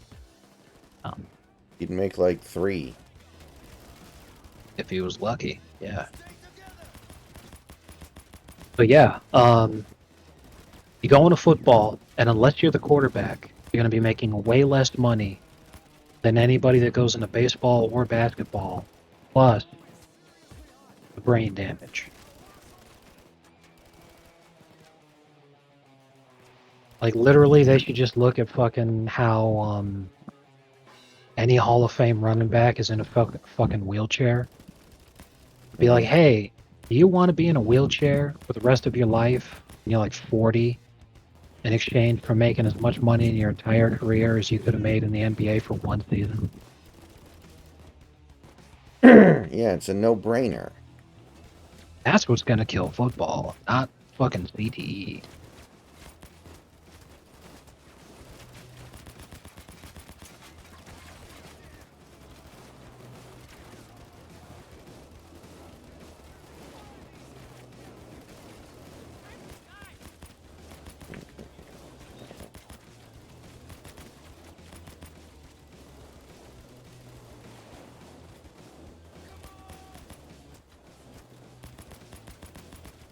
See if you can find a can of fuel or something.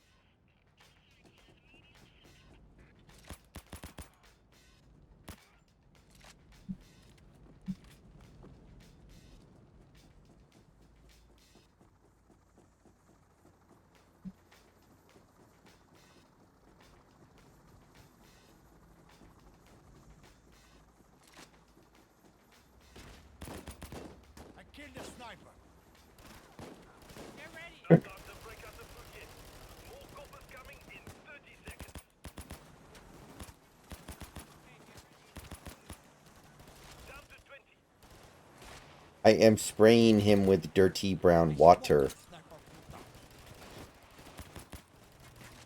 The way you pronounce your shit. I love when he fucking kicked the fucking little little blue fucking thing. Watch me startled me. Fucking tease him. Fucking great. Tony came along.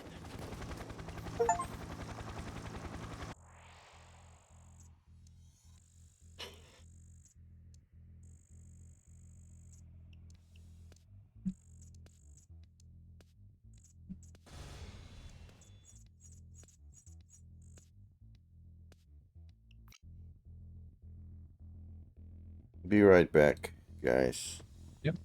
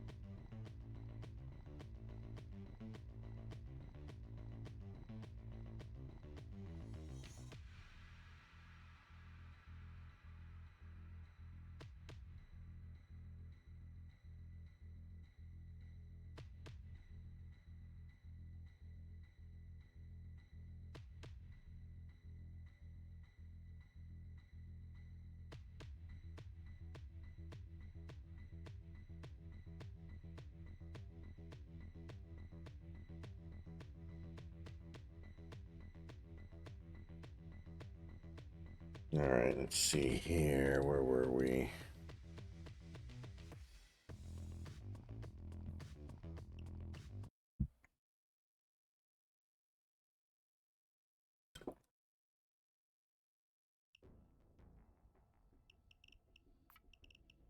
I have to say, Twitter now allowing adult content is pretty ironic given what Elon was tweeting a couple weeks ago about Twitch. Number one, that. Number two, if adult content hasn't been allowed, why the fuck haven't they been doing something about the porn bots? Are you serious?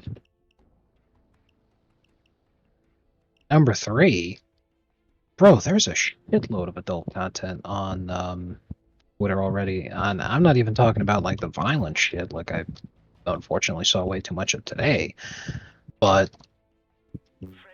tons of OnlyFans thoughts have a shitload of their stuff on their Twitter. You're telling me that was not allowed? People are legit posting pictures of, or sorry, videos of them fucking on their I, Twitter feed. I don't know what part of X you're hanging out on, but I have not seen this. Damn. On the deep web, not shit. What I do to see this stuff is when someone has an outrageously stupid opinion, Mm-hmm. I often click on their profile to try to get more context for where such retardation's coming from. And there's a pretty substantial amount of times where some broad will say some fucking stupid shit, and sure enough, she's some fucking prostitute who's got all her shit on there. And I'm like, why the fuck would someone subscribe to your OnlyFans for $10 a month? Like you're actively selling your dignity. What the hell's the point of subscribing when you post all that shit on your Twitter for free? I'm like, oh hey, look, a 7-minute long video of you having a threesome with two fucking random guys, I guess. What the hell am I gonna spend $10 a month on your OnlyFans for? Like, women have to be stopped. And then, even though it's not the same woman, women will then post shit like, these are the 2 different floral arrangements that I received today from 2 different guys who want to date me. And neither of the guys that sent me these floral arrangements are the guy that I'm sleeping with and bragged all my friends about.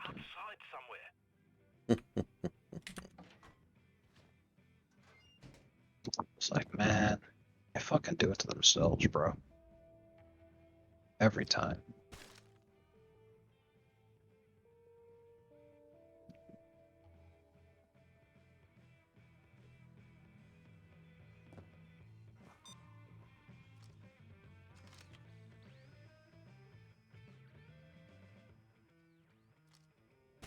Hey, I found it. That's a tunnel entrance if ever I've seen one.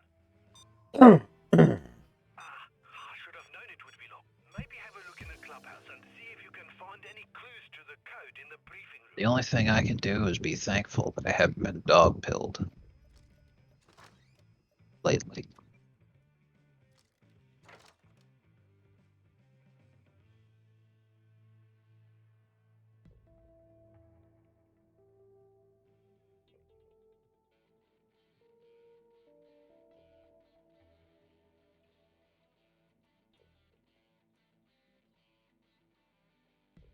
Watch out, guard.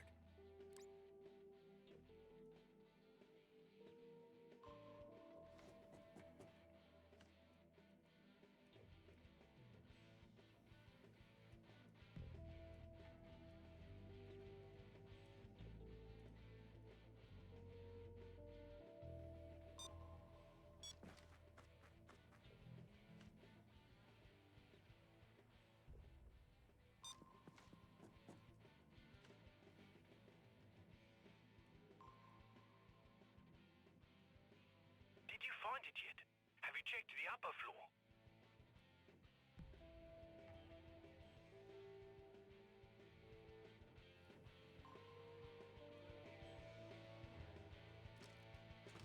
You are nothing but a...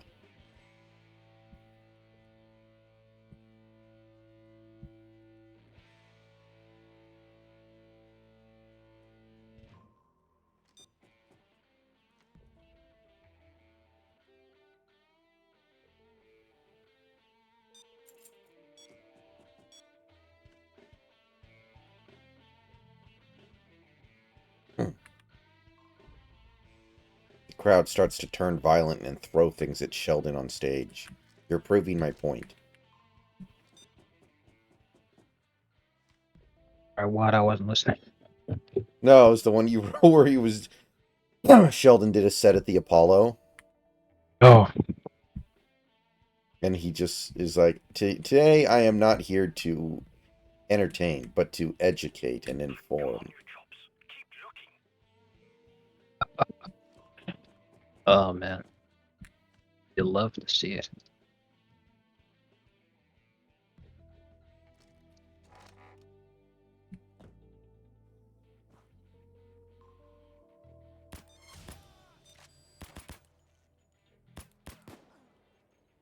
I would like a Diet Coke, and I would like to make an announcement.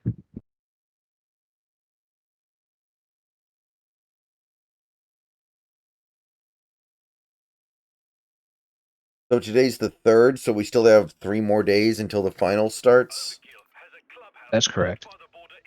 Lame. Yeah, tomorrow's the 4th. Wednesday's the 5th. Thursday is the 6th. Cool. I'll wait. If it gets ugly, I'm gonna go Clint Eastwood on this. Find that tunnel, friends. Pro basketball on a Thursday, that's lame. But it shouldn't be too hard to locate.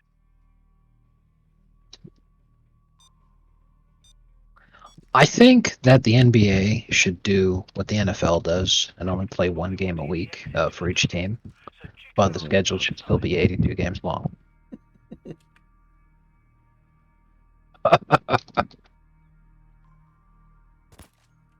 Seems fair.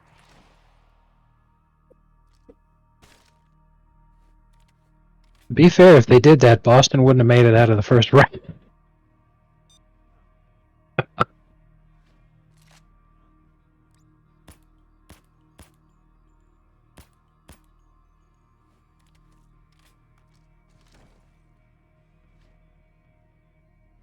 Oh man. You'd only have 5 players playing for each team. Each game.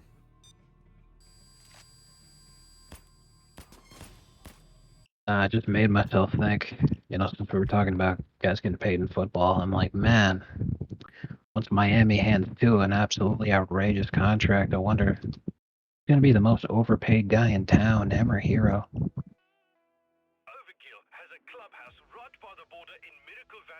A horrible decision to have to make because both of those guys will easily be in the top 3 of most overpaid in the league.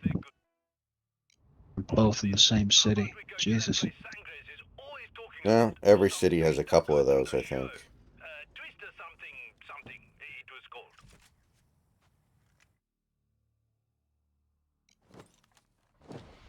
I'll wait here for now.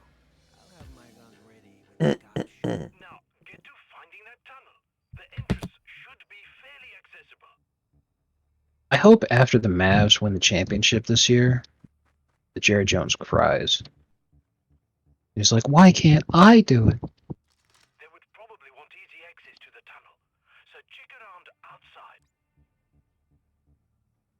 I also think the older he gets, the more Mark Cubanstein is trying to make his head look like an Easter Island statue. So you probably heard this by now, but the current majority owner of the Mavericks donated $100 million to Trump. Nice. How badly do you think Mark Cuban is mauling over this? Oh, big time.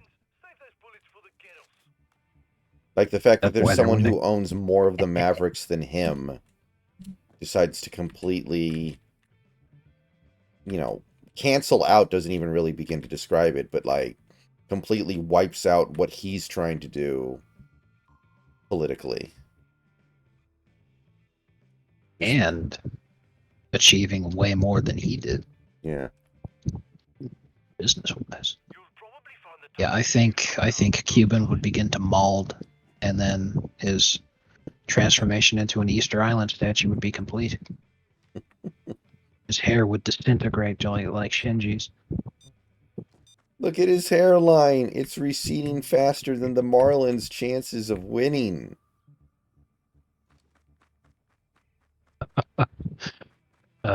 Based.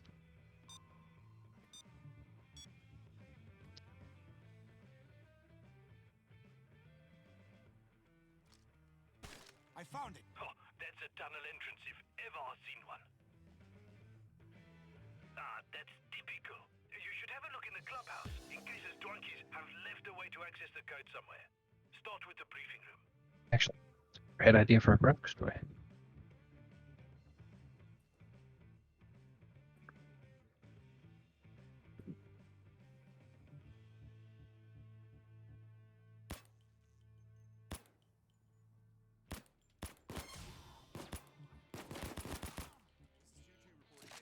There's signs of trespassers here.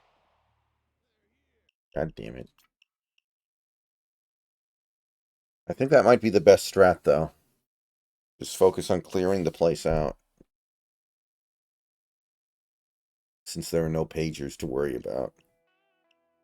Overkill. After this, how about we go to that place Sangres is always talking about for some... Better if you do this on your own. I got your back once the action starts. Okay, you chops. Time to find that tunnel entrance.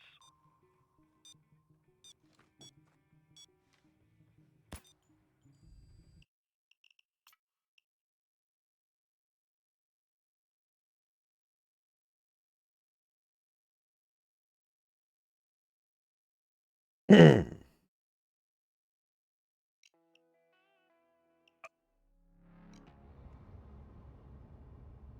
like we're going to get a cock's full of payback with this one, friends.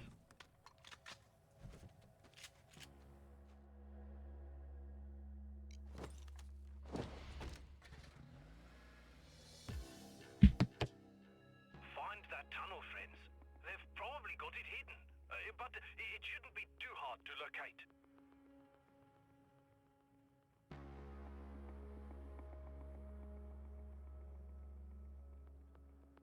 The tunnel entrance should be outside somewhere. Hey, Jack. In my country, we have a word for people like you.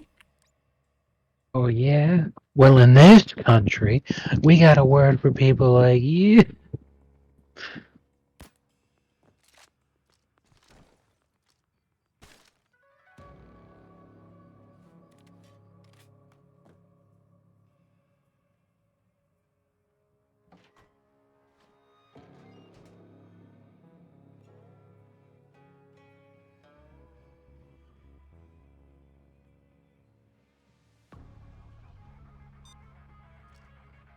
Hey, I found it. That's a tunnel entrance if ever I've seen one. Ah, I should have known it would be locked. Maybe have a look in the clubhouse and see if you can find any clues to the code in the briefing room.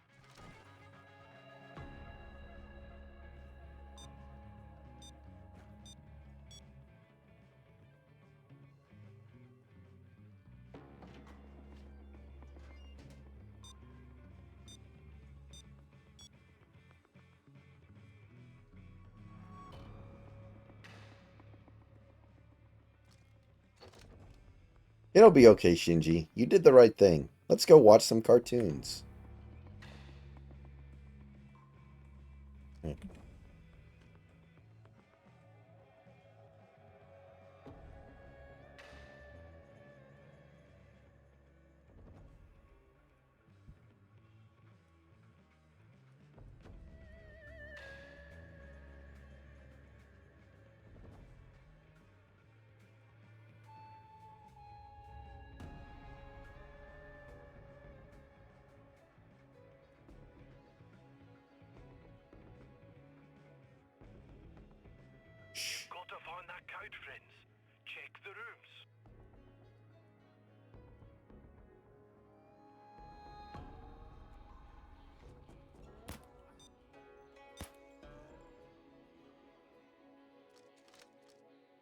Place the body bag case here.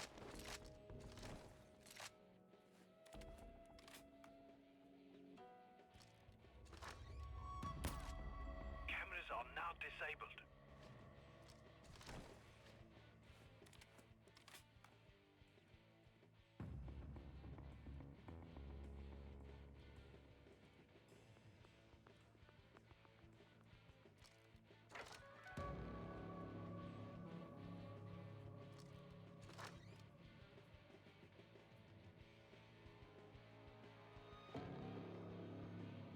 Maybe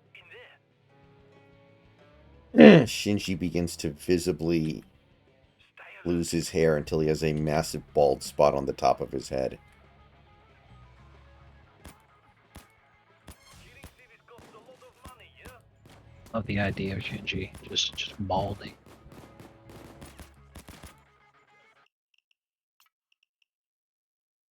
Hilarious to me.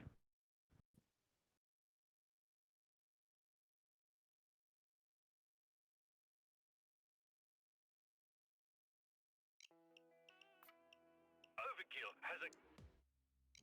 After this, how about we go to that place Sangres is always talking about for some fish I'll wait here. I'll come save you later on, loser. Shooting. Find that tunnel, friends. They've probably got it hidden, but it shouldn't be too hard to locate.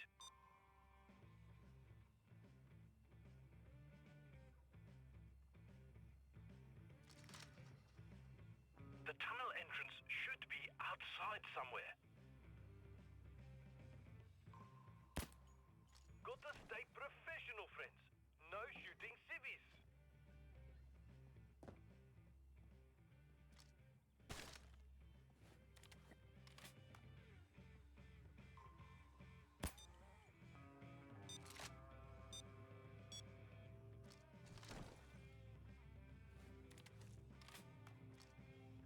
I found it. Oh, that's a tunnel entrance if ever I've seen one. Washi, everything you post in this server makes you look like a... Maybe have a look in the clubhouse and see if you can find any clues to the code in the briefing room.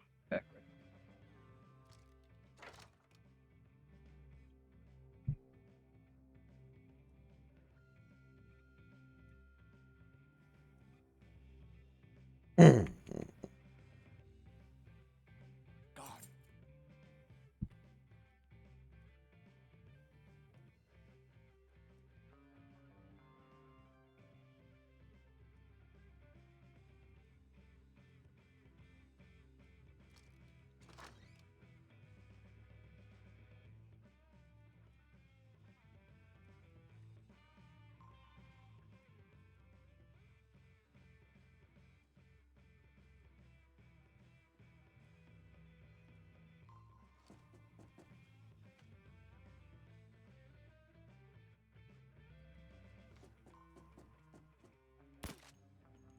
Did you find it yet? Have you checked the upper floor? Got a body bag case. So, a WNBA player named Angel Reese, who is a hideously unattractive black woman, Yes, I've seen this. is getting attention because she's trying to downplay what Caitlin Clark is doing. Oh, looks like a good place to She check. says, I'm going to look back in 20 years and be like, the reason why we're watching women's basketball is not just because of one person. It's because of me, too. I want you guys to realize that. I think that's fucking hilarious. She's all like, hey, the reason more people are watching is because of Caitlin Clark. Have you seen video footage of the Chicago Sky's celebratory parade from winning the WNBA championship last season? I think I have, but there are a lot of like lackluster sports parades that get posted on the internet for people to make fun of. Yeah, I mean, calling it lackluster is a fucking understatement because, again, it's in Chicago. When you find the code, get back About to the 20 podcast. people showed up. Give it a go. Hmm. Chicago.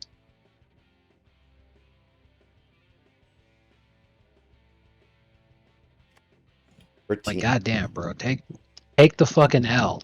So if you're gonna sit there and say that it's because of your contributions too, when you've been in the league for multiple seasons, and then Caitlin Clark comes along, and then viewership has skyrocketed, engagement has skyrocketed, the amount of people talking about the league has skyrocketed, and you think you can take credit for that because of your own excellent play when the championship parade last year got less attention than a fucking food truck?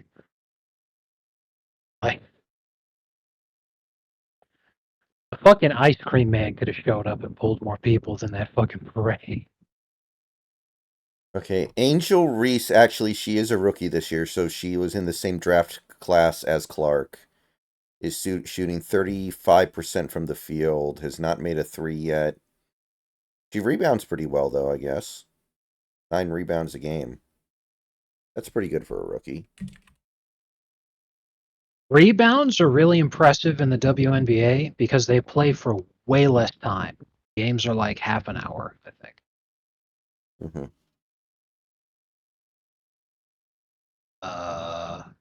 So, WNBA, they consist of two 20-minute halves, the 40-minute game. Okay, so they increased the amount of time they play. It used to be way less.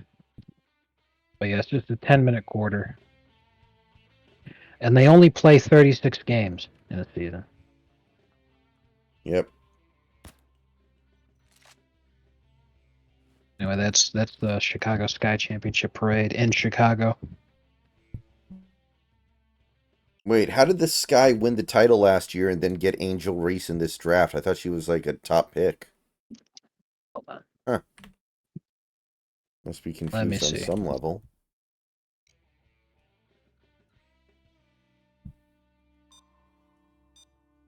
Okay, the Chicago Sky was the year before last. The most recent winner was the Las Vegas Aces. Okay. I see. Fair enough.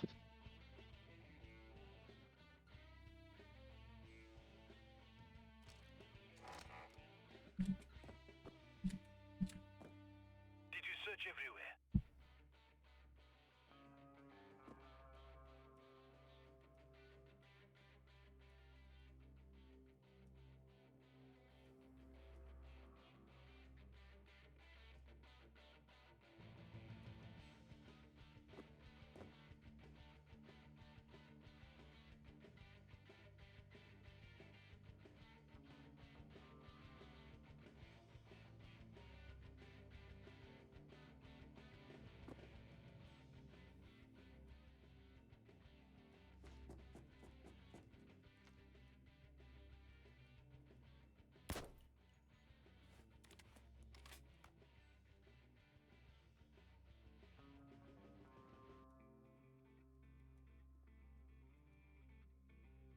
There's a gilding book that has system code.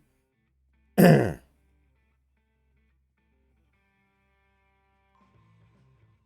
the code. Man, that parade is fucking pathetic. It's impressively bad. There were legit more people standing on top of their apartment buildings watching just to see what the fucking police sirens were about than there were people who actually attended the parade for the purpose of supporting the team.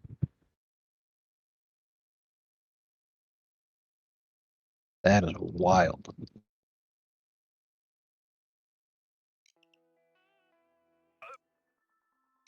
If you drops find a guitar case, Oh, the book usually has a system code? Okay. I'll find it. get to finding that tunnel. The entrance should be fairly accessible. I feel like I'm going to like doing this one on higher difficulty levels, but it's contingent on there actually being loot, You'll probably find the tunnel. extra loot that is worth trying to get.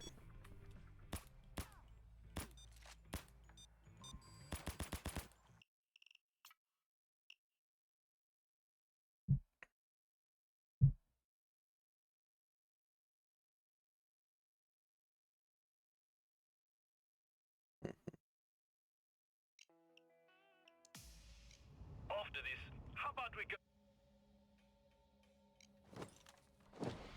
We case the joint. Consider me the backup. Okay, you chops.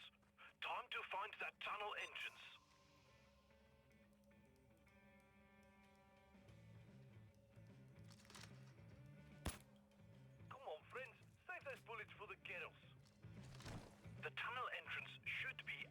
hide somewhere.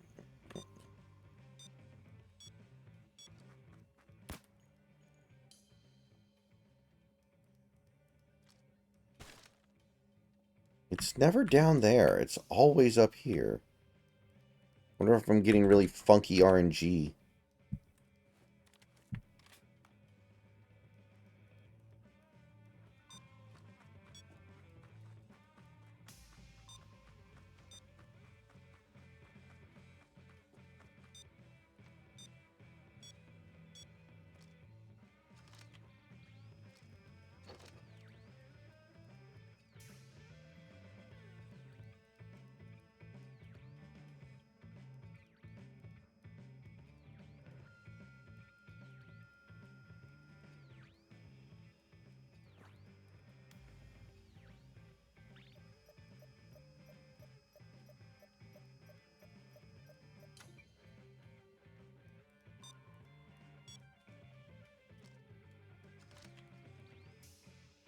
They would probably want easy access to the tunnel, so check around outside.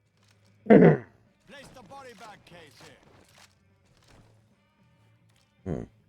Hey, I found it. Nicely done, friends. That's what we're looking for.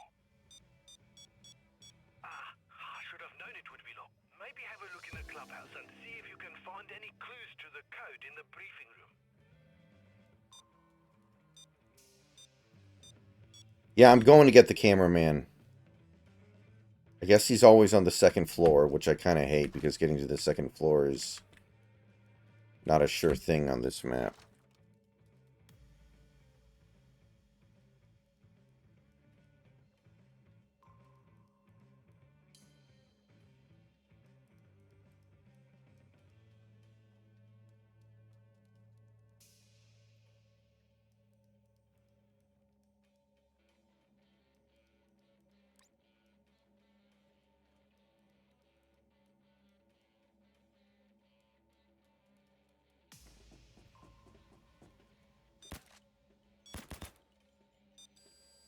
God damn it! What did it see?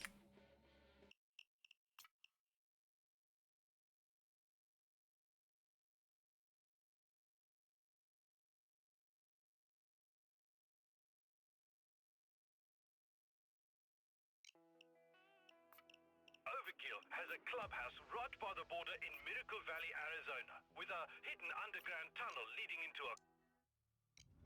Don't stop. You go ahead. Consider me the, tactical reserve. Find that tunnel, friends. They've probably got it hidden, but it shouldn't be too hard to locate.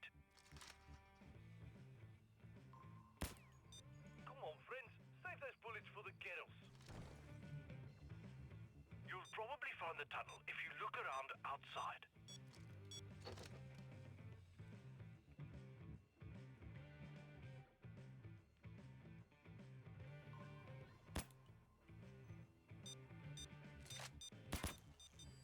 Oh. Well, I like failing early in the mission. At least it's really easy for me to get back to it.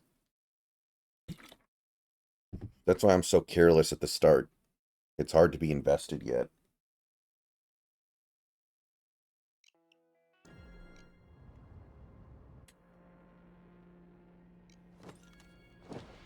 This is your show. I'll wait. I'll be there if you need me.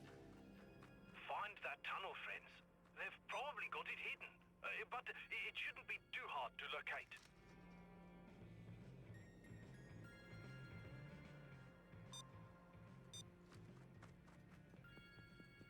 You'll probably find the tunnel if you look around outside. Maury is a moron.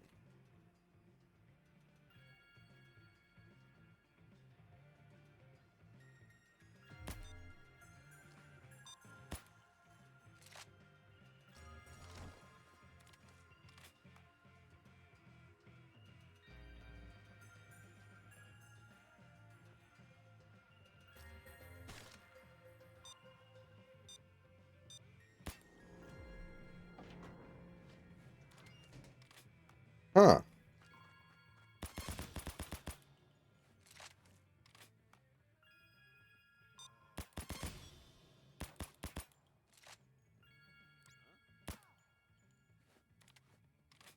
Okay, this has to be it then. It's Yes. here. There you I go. found it. That's it. I should have known it would be locked. Maybe have a look in the clubhouse and see if you can find any clues to the code in the briefing room.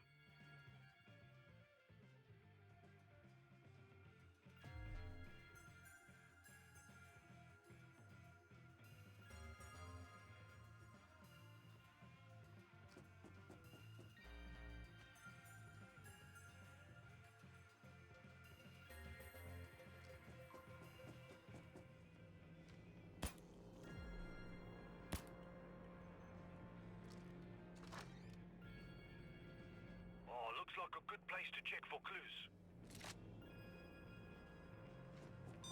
Tread carefully, friends.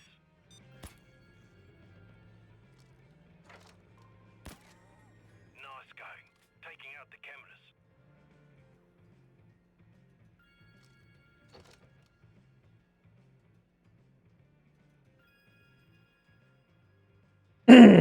Okay.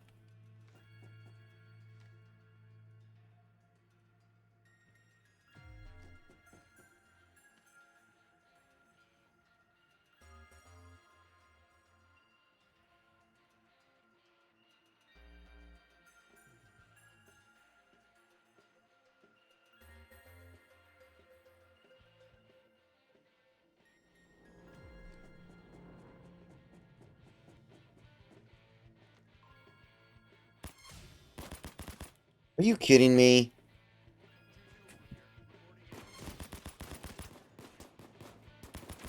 That guy squeezed off a fluke bullet. Get the code. And A lot of money, yeah? yeah, Let's go with a fucking fluke bullet. 2 man on the left first, then kill the right one? Okay.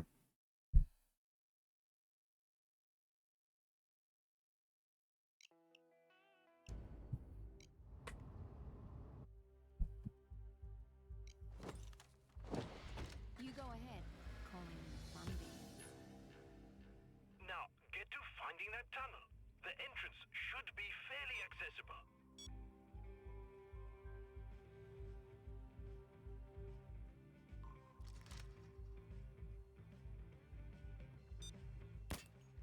Come on, friends. Save those bullets for the girls. You'll probably find the tunnel if you look around outside.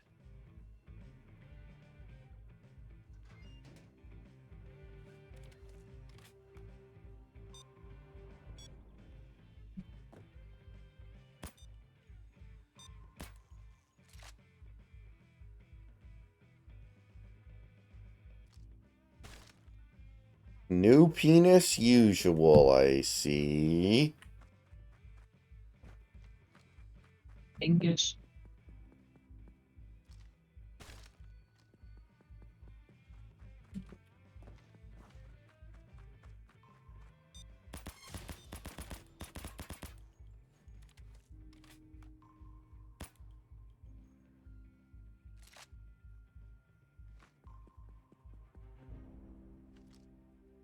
Hey, I found it. Nicely done, friends. That's what we're looking for. Ah, bloody. Of course it had to have a key lock. Maybe you can find some way to figure out the code in the clubhouse briefing room. Go have a look, yeah? Thank you, Mop.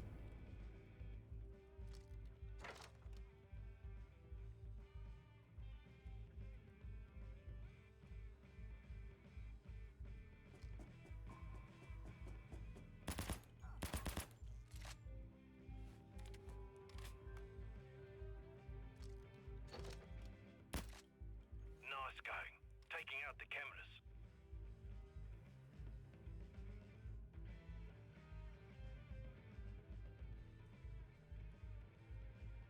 Might be a good place to look.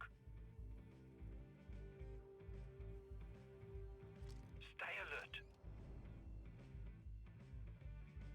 I can shoot the thin wooden doors? Uh-oh. Doesn't look like it. Which makes sense when you think about it, with how much historically some powerful people have trusted wooden doors to perform under some atypical circumstances, they should be very strong. Yeah, for real. I tried to say that louder, but my voice just didn't activate. It was weird.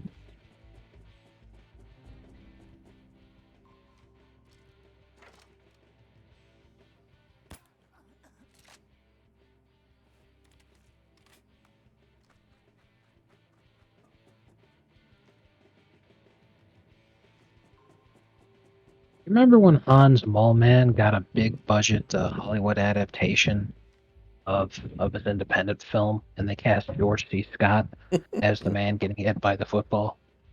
That was great. Yeah, Go inside and see if there's a clue to the code anywhere. that was peak cinema.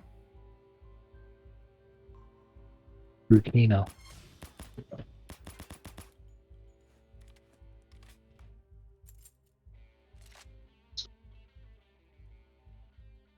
Hey, Shinji, catch! Hits him in the groin with the football. It's over. Give her the $10,000. When you find the code, get back to the keypad. This isn't America's Funniest Home Videos. It's actually the Third Impact.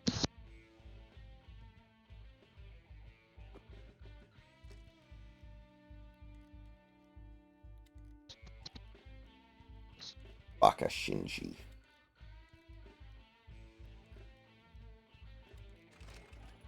You baka Shinji. I don't know what flag that country's from, but the women there sure are fucking ugly.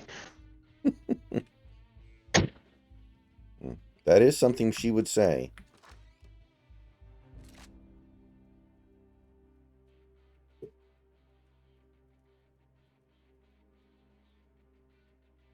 Remember when they ran out of budget, so they had to just start posting like really poorly drawn stills, and they do a shot reverse shot. Yeah. Are you riding his baloney pony? And then they tried to justify it by saying that he's hallucinating. It's all happening inside his head. He's hallucinating. Yeah, so is everyone watching that. I mean, you know, it's art through adversity, right? You don't have the money to do the ending you want to do, so you do the ending you have to do. Technology didn't exist at the time, but it was always our intention to have Shinji walking around on a do-bag. There's always our intention to have him walking around with his nutsack hanging out. Exactly. Longtime fans of the series may not know this, but every episode actually took place on a Monday.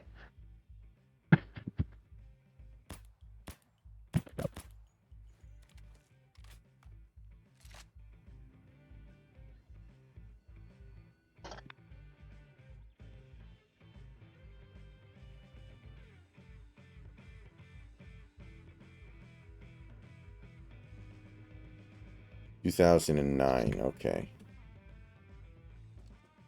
Be back in just a moment. I'm gonna collect some food. All right.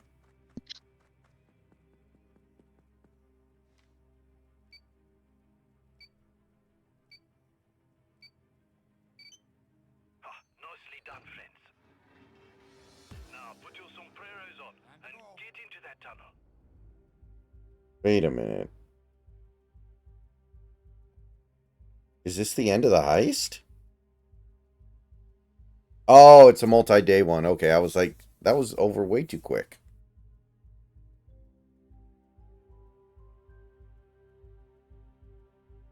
Welcome to Mexico, amigos. Try not to make a ruckus. The getaway plane is probably still in one of the hangars. Remember, you don't want to be on CCTV.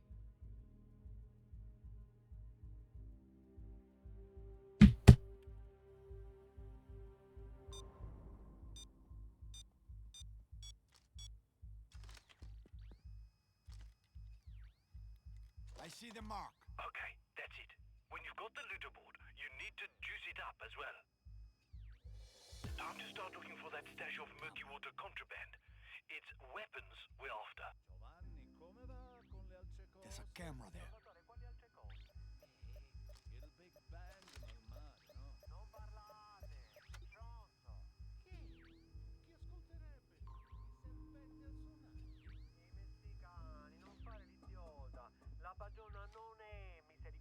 Gotta wonder who has the resources to back the dentist in all this. Is he the top of the food chain, or is there more to this braai?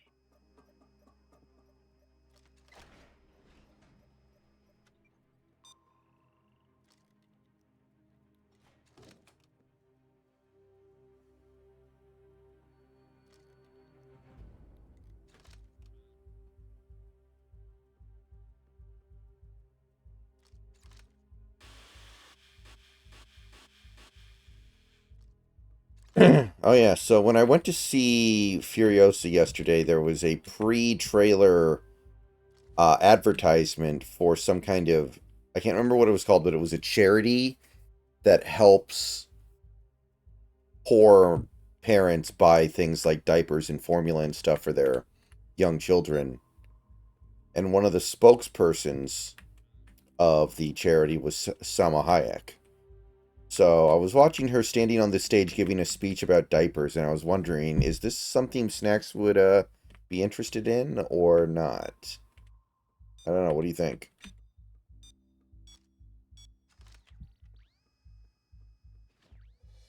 It's your call.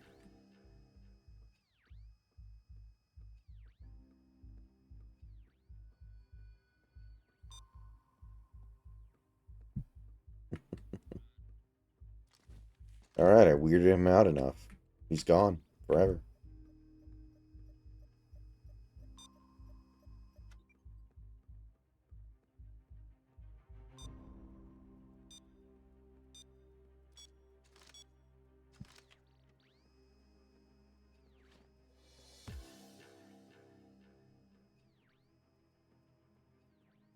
All right, I'm back.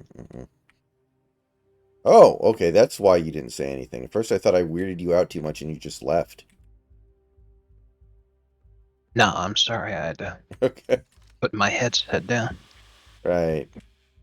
No, I was saying when I went to go see Furiosa, there was a pre-trailer advertisement for this charity. I can't remember what they're called, but I guess their thing is they help low-income parents get things like diapers and baby formula for their children.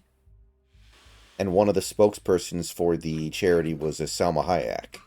So part of the commercial was her standing in front of this crowd full of people giving a speech about diapers. And I was wondering, is this something that Snacks would be interested in seeing? Does this appeal to Snacks' particular niche? Salma Hayek talking I about gotta check it diapers? out now. I'm a Hayek diapers.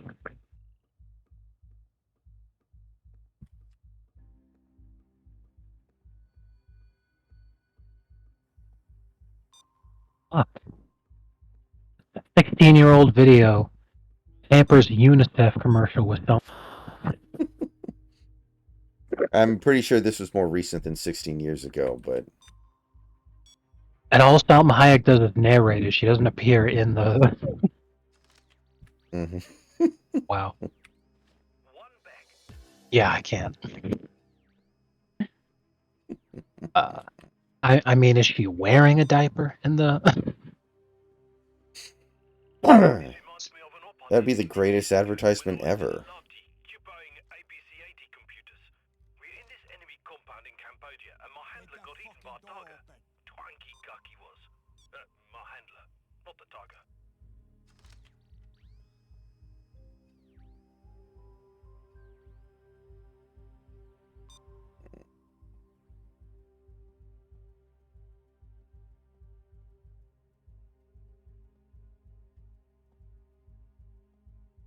Back you are a.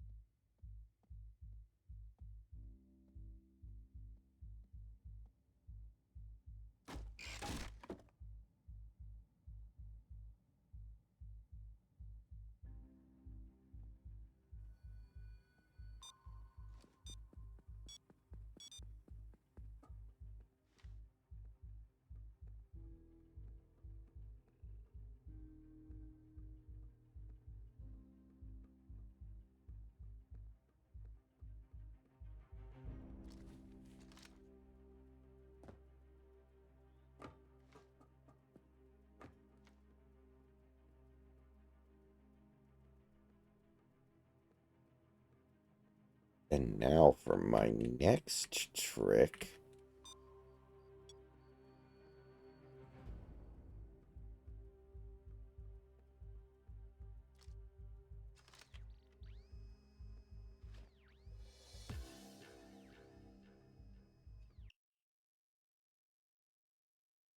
Oh, really? Just for this map? That's interesting.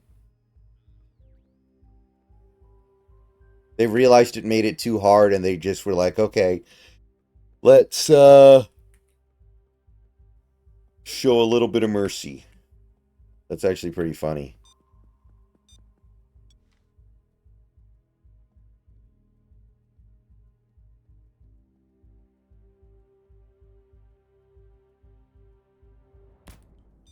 Got a job to do, friends, and it isn't killing civvies. Damn it!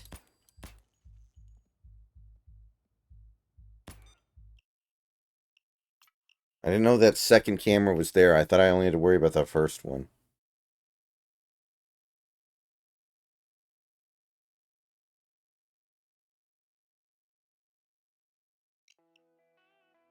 Overkill has a clubhouse right by the border in Miracle Valley, Arizona. With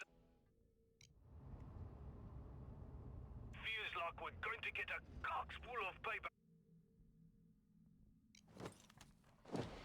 I'll keep watch. Oh, I have to start over from here. Okay. Okay, you chops. Time to find that tunnel entrance. Oh, that's going to make this brutal. I have to finish this part and then do the next part with no faults. That's going to be a pain. They're gonna come cracking hard on your asses if you keep killing civvies. You'll probably find the tunnel if you look around outside.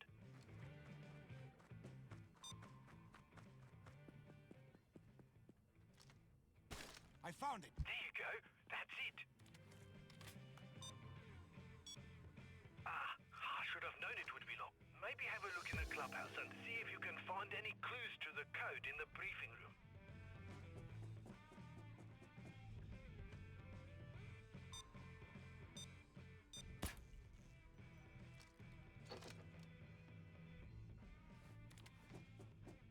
Might be a good place to look. Tread carefully, friends. Cameras are now disabled.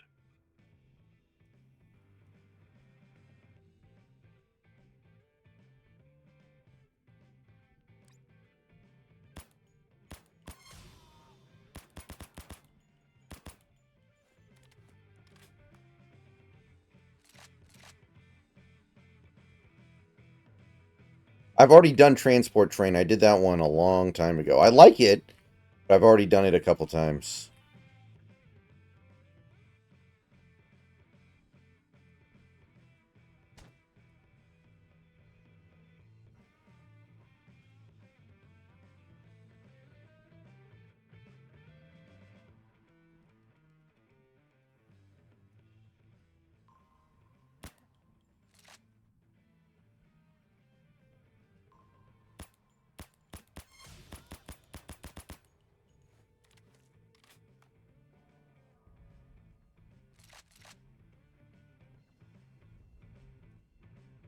Go inside and see if there's a clue to the code anywhere. Save the guns for the people that shoot back, yeah?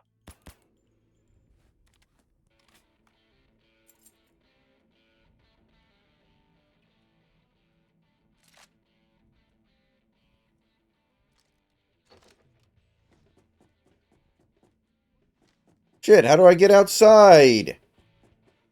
Oh.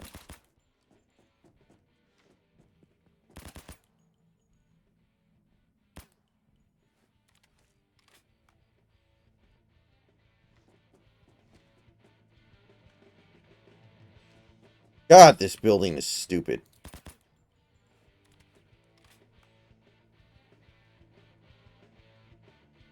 This building was designed by a spider that had just smoked a significant amount of LSD. Jesus. I don't know if you guys have ever seen that, like the spiders that are being mentally inebriated by various substances, making Get to searching for the code, webs. Pretty interesting.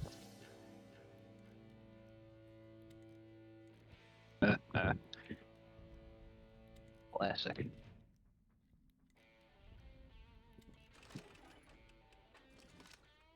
Blueprints to a vault. Oh, meth. I didn't know there was this stuff on the map. Cool. Even on the lower difficulties, I think meth is really valuable.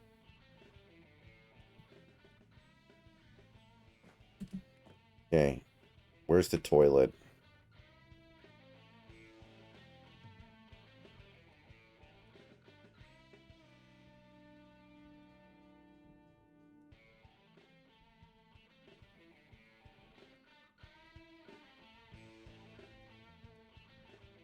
Hmm.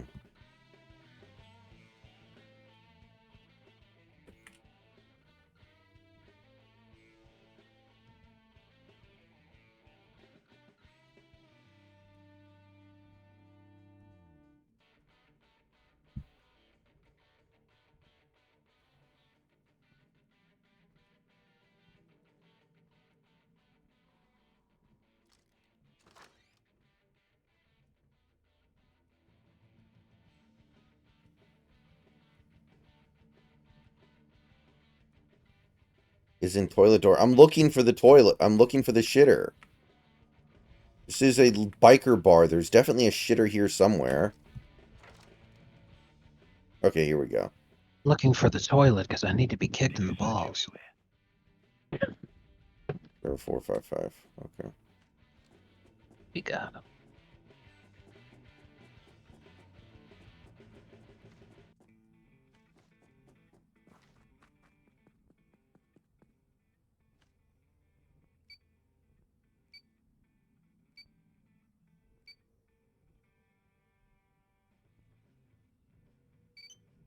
Oh, that was it. Nice. Now put your sombreros on and get into that tunnel. We got one.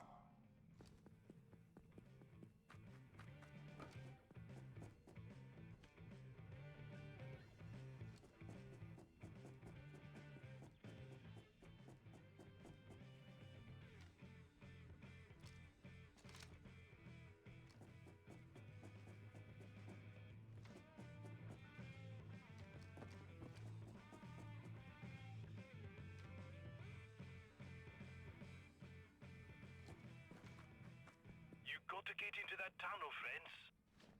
That's one of them fuckers.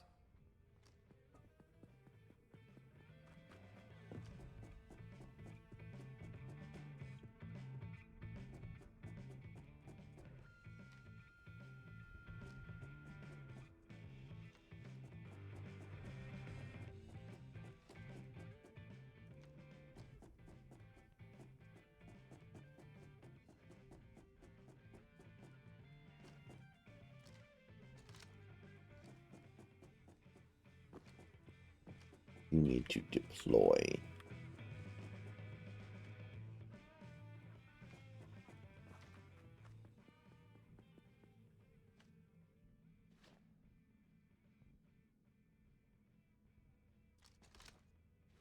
One. Be right back, guys.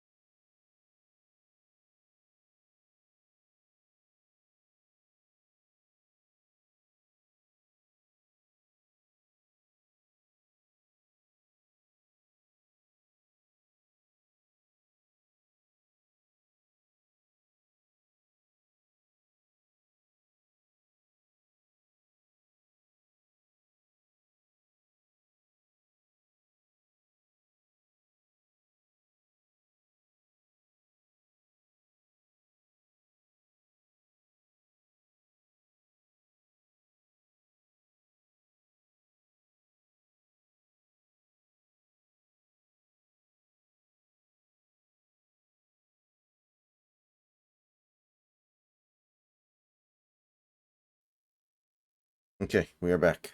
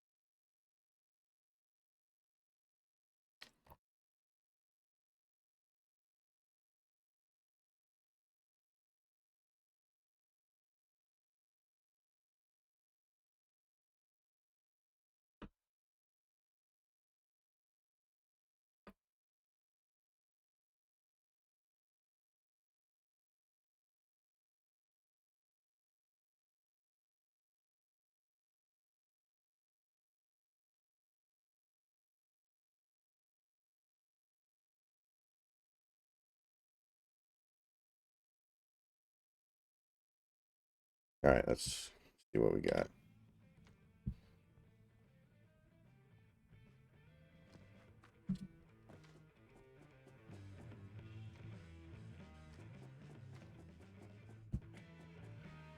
Hurry up, you jobs. Get into that tunnel. Yes, I'm oogly goo.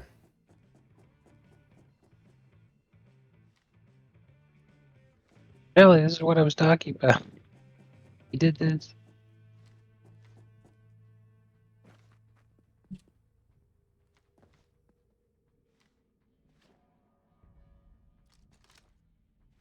We got one. I am spraying him with dirty brown water. But she startled me.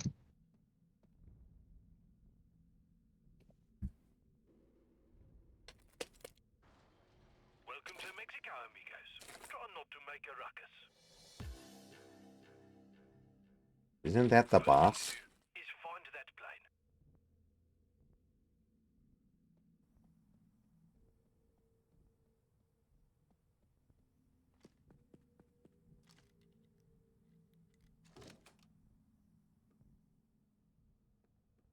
Is guess I'm oogly goo like his catchphrase or something?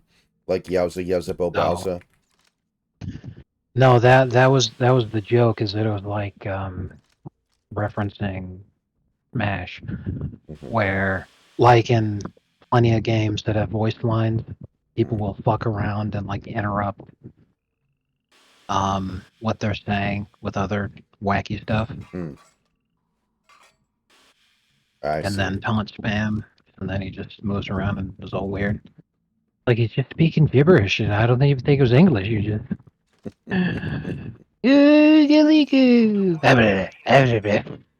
he just starts having fucking haters. Look, there's a camera.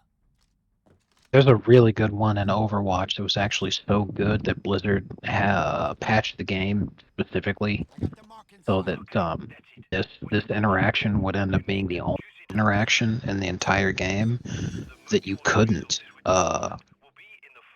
voice line spam anymore. So I'll find it for you to show you. Gotta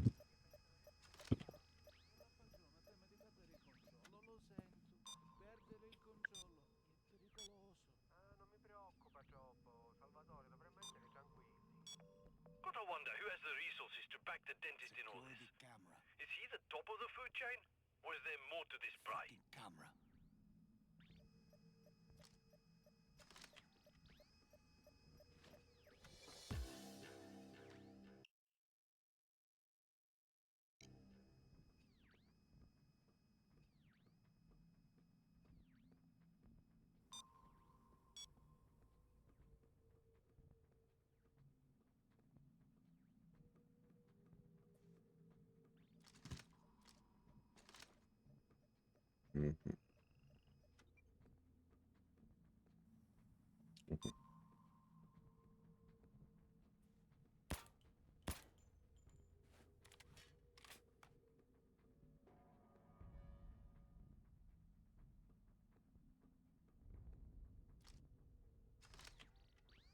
Sold my likeness to this game.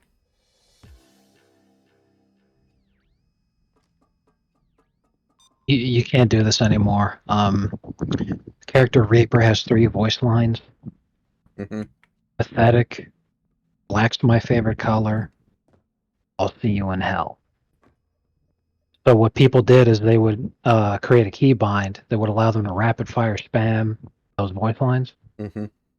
So it'd be like pathetic black. I'll see you in hell.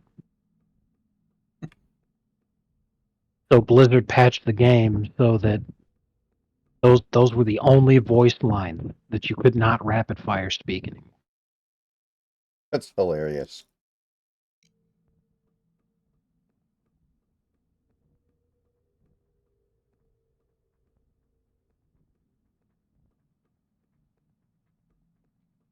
I thought it would have been something like one of her lines was like a line that starts with black, and then the second thing she can say is, "Did you know that you are the bad guys in America?" And then it would just be like, "Blacks are the bad guys in America." Base. Yeah, his the character Reaper has the Death Blossom as his ult, and is very frequently in games where there's a good Reaper, pulls off a Death Blossom that pretty much solo wipes the team and ends up getting play of the game off of that. You can generally tell when you got play of the game if you manage to get like at least 3 kills in rapid succession. So especially if you use your ult to get it. So Reaper players, anytime they'd ult and they'd kill like at least 3 people, especially if they got the whole team, they'd be like, they'd start spamming the voice line. Pathetic black. I'll see you in hell. So it became like a huge thing. Reddit's like, oh my god, this is so racist. You guys have to do something. Stop it. Boo, boo, boo, boo. God forbid people have fun. For real.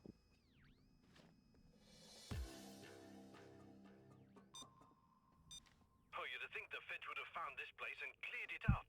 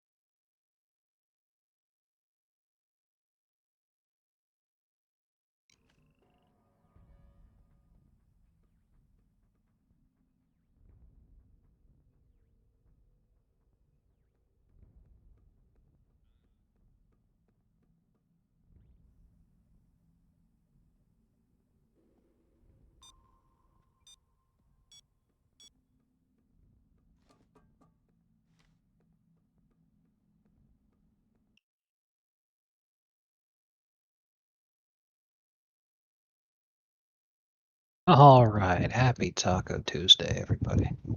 We made it.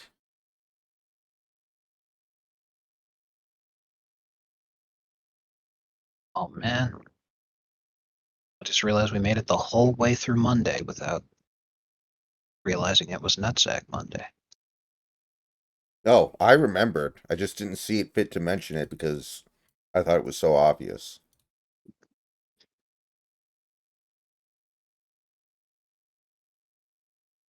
At least now that it's Tuesday, we'll get fired for it.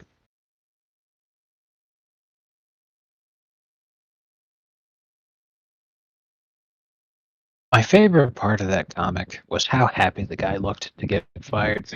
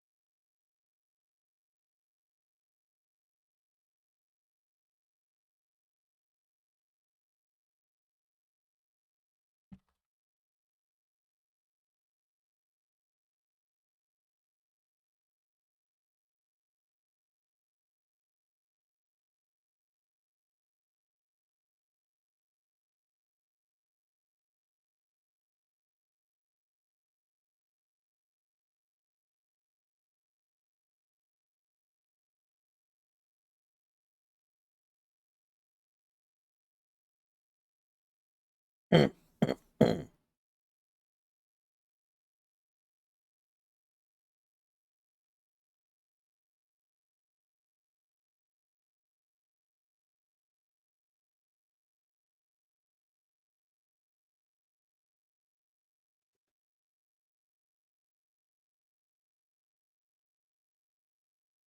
right, I just sent you one.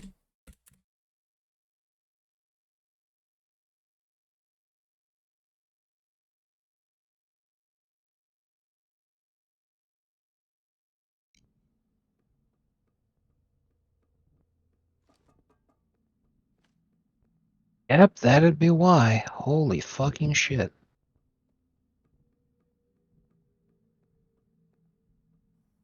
That's hysterical. What an absolute fucking dog shit fucking human being. I can't believe this cocksucker's in charge of the balance department. I'm getting fucking heated just thinking about it. The what department? For League of Legends, Oh, okay. For a the second, I thought you the said head based department. I was like, oh, that I don't get it. no, balance. The balance department. Mhm. The balancing team for League of Legends is headed by a guy named Freak. Mhm. And he's like a really, really mid player. You know, he's always been like high plat, low diamond for pretty much forever. Mhm. But he recently broke into master and grandmaster in ranked because he would spam the most overpowered picks. The problem is, again, he's the head of the balance department. This is the guy who makes the decisions on who to buff and nerf.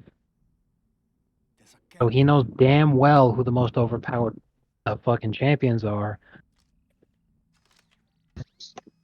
But what does he do? He avoids nerfing them patch after patch after patch after patch. Meanwhile, in his ranked match history, he's spamming game after game of that champ. Mm. Like everyone knows and is well aware that he's a piece of shit. So I guess his bosses started to talk to him about how bad of a look that was. So he can't fucking do it anymore. Wouldn't you know it, after being Grandmaster for like the last 2 seasons, because of him doing that kind of shit, he's right back down with a fucking 43% win rate and low diamond. And I'm like, you fucking clown. Well, at least you got to be king Oh, for a God. day. Yeah, I'm like, the guy's been with the company like since its inception. Like, he's been with the company for 15 fucking years. So I'm like, it's not like he's gonna get fired or actually punished for doing this kind of shit, but it is such a bad look for the company. And they really can't afford more bad publicity right now. Mhm. I don't know why the fuck they let him do that shit. Like, that's black. I mean, presumably it's something that would happen no matter what if the person who runs the balance department also plays the game. Like somebody's going to have to run it.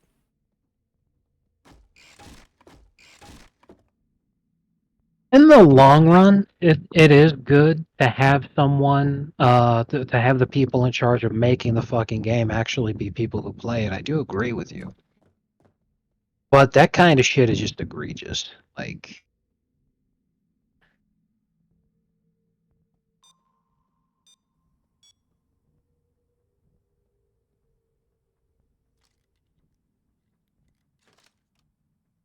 in my view, it's much better when you've got a guy who mains a specific character. This goes for any competitive game. When they actually main a specific character, and then that character goes in and out of relevancy and it's used in the meta and all that kind of shit, but like it's not just permanently fucking giga busted. Right. That's just too obvious and infantile.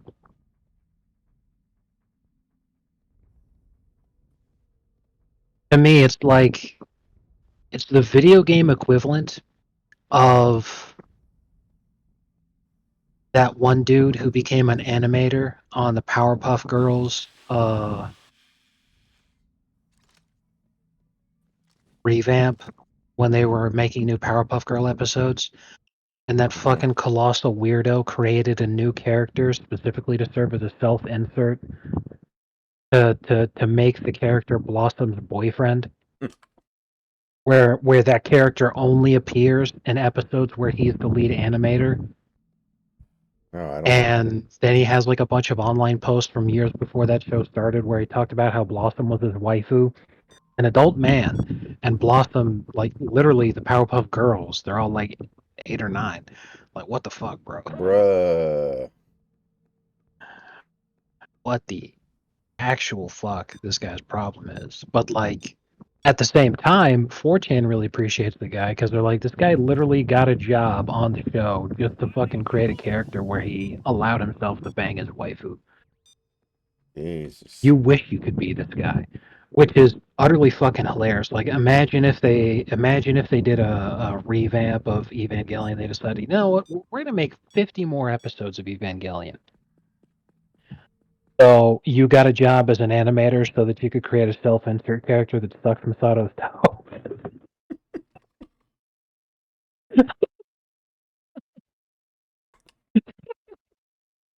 Yeah, we get a few episodes in, so everyone thinks we're normal, and then like the 8th through 11th Then episode is just a 100-minute long foot worship scene as people slowly start to realize that they've been had.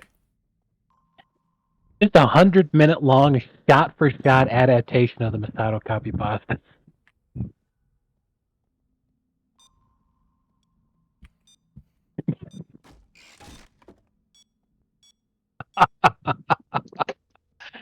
Oh my.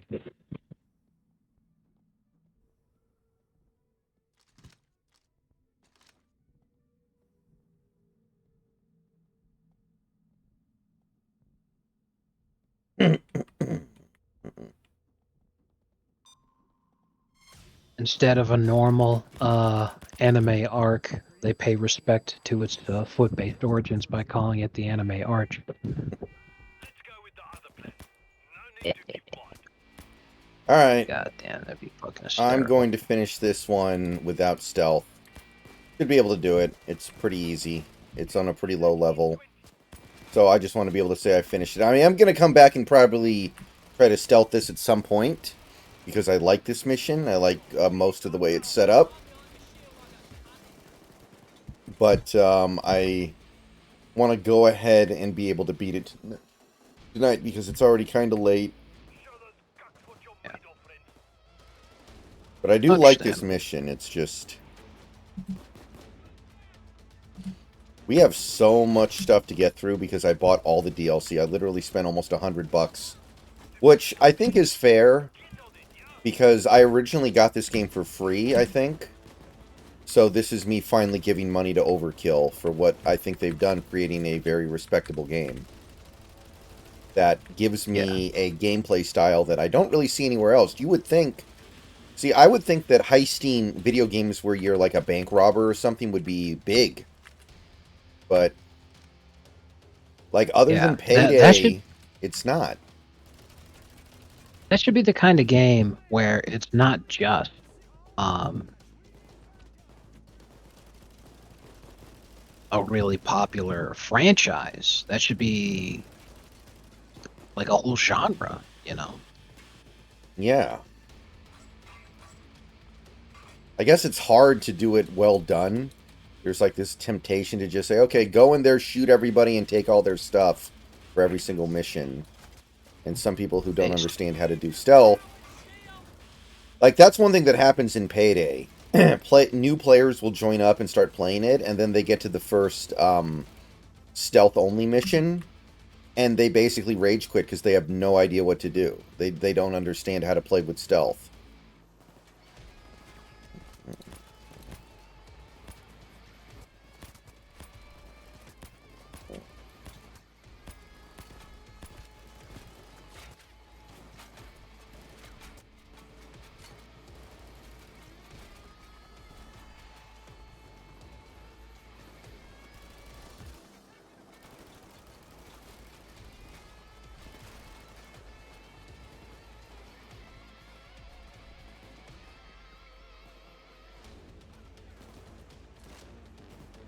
This is kind of like election Why? day.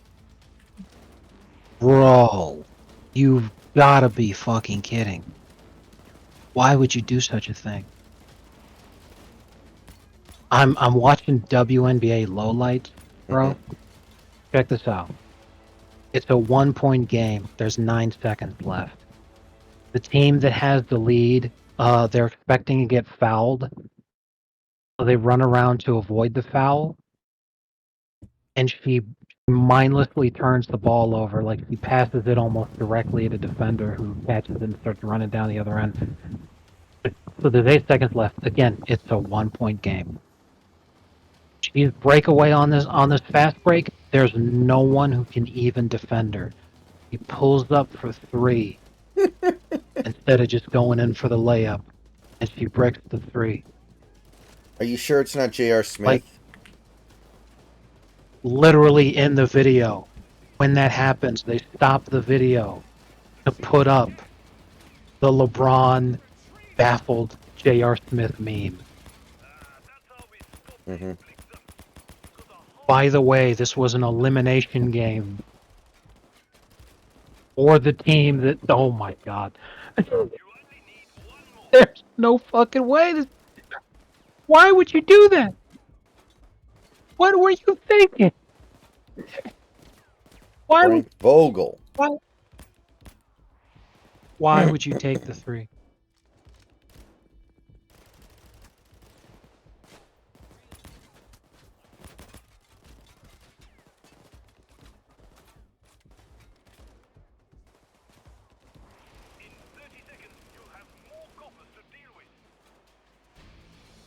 Ooh, the meth is worth a lot, yeah. Wow.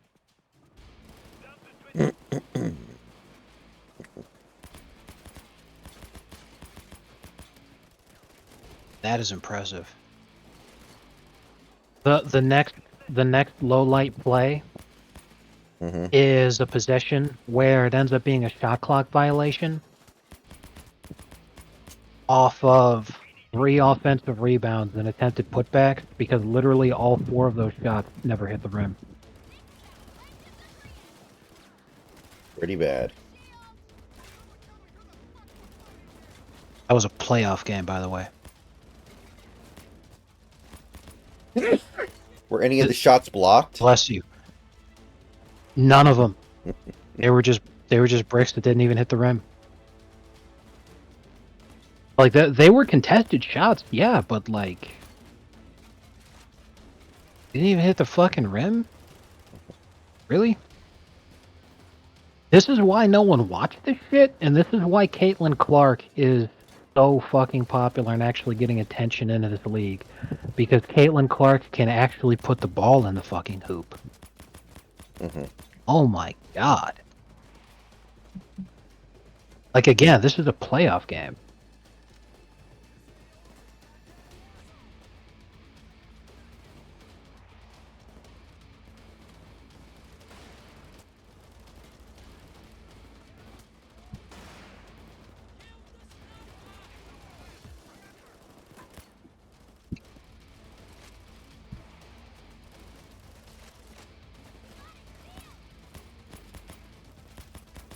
Bro, I legit have so much respect for Bill Laimbeer that he actually had the patience for these fucking stupid prostitutes to actually become the Phil Jackson of the WNBA.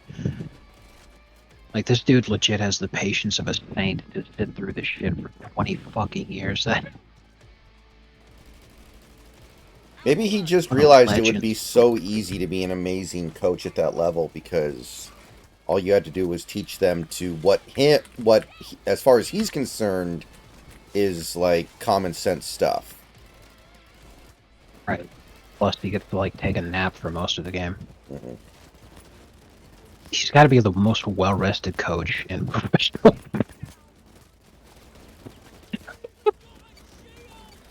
Jesus Christ. Bro, this is so pathetic. I can't even fucking handle this. Man, my god.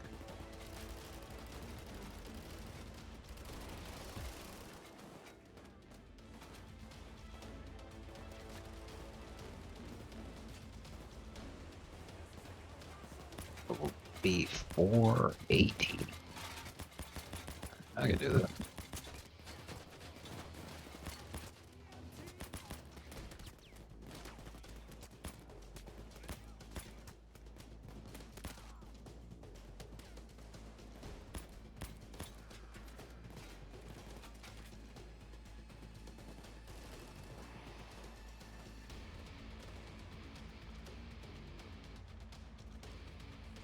All right. It's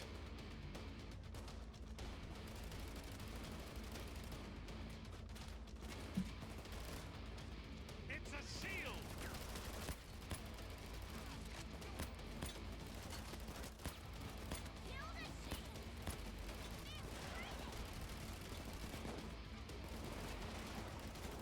Keep going like that, and we'll have this sorted in no time, yeah?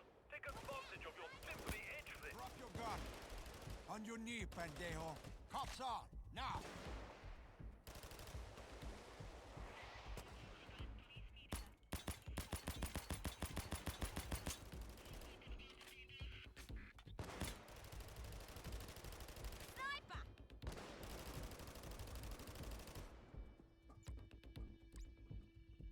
Heidi sniper cunt! Can't rest yet, friends. More coppers are on the way. 30 seconds. Okay, friends. You've got all you need. Time to get out of there. You've got to get some fuel in that dingus. Get to work. Fucking sniper is dead. 10 seconds, friends. It doesn't matter who we are. What matters is our plan. Get ready, everyone. You don't have to do this. Why don't you just let me go? Oh, but then we'd miss out, mother.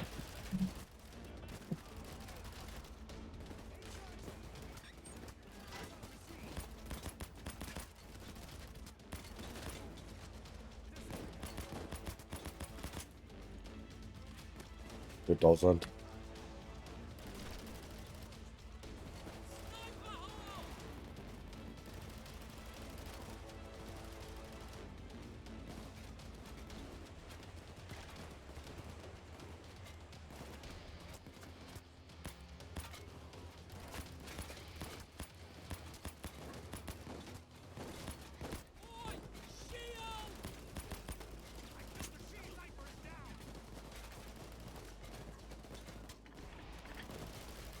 Eyes on the payday. Watch the shield. Just got to give it some time to build.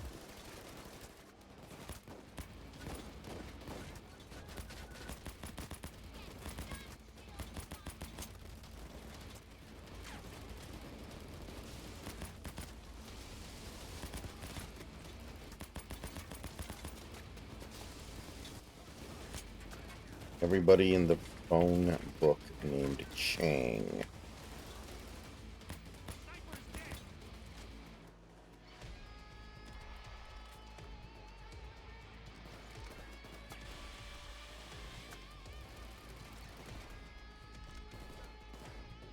You need to restart the pump.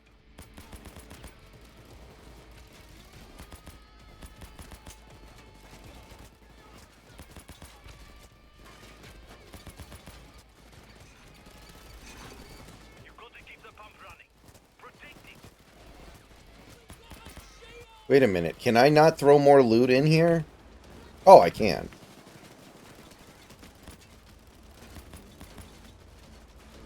I was about to be annoyed. You let someone stop the pump. Get over there and start it up.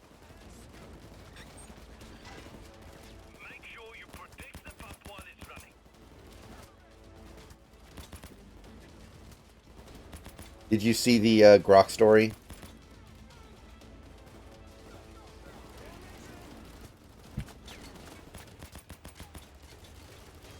I sent you.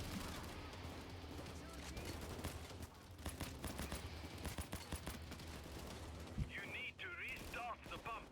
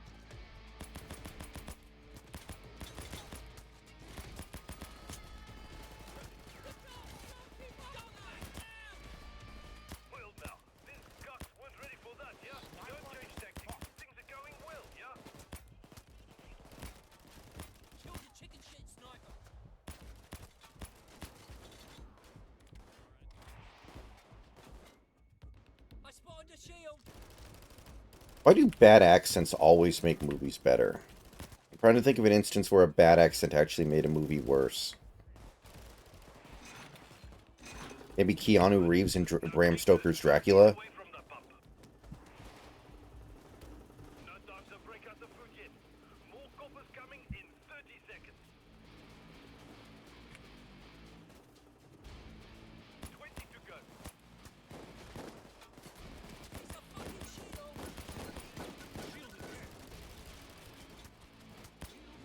You...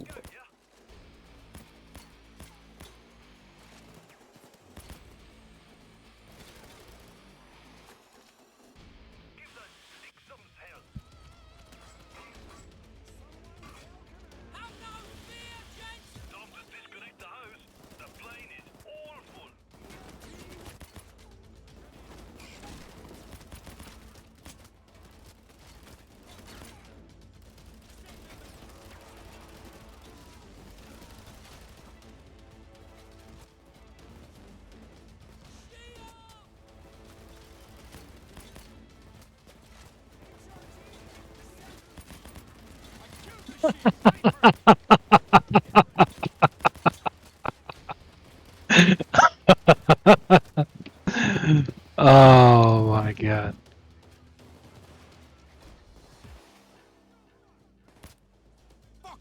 He's a Fed.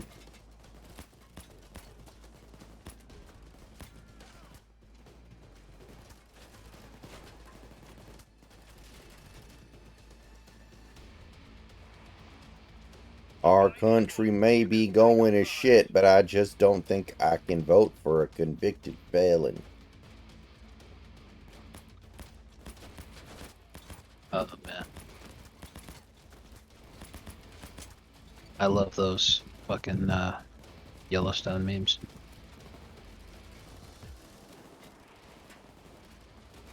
They are pretty good. That's a problem. That's a problem, man. Too many boomers think that it's still the 80s.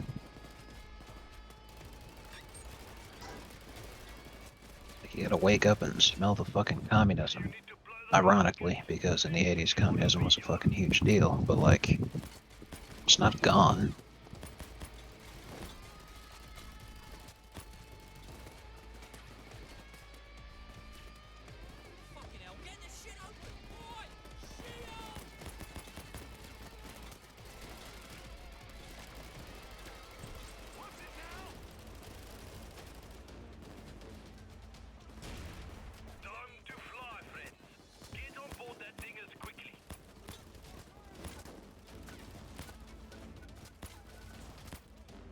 Where's the cake, Eggman?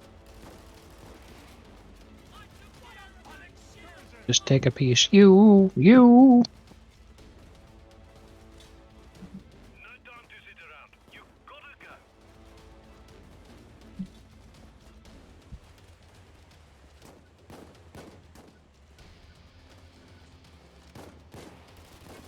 When that one kid had 2 hot dogs.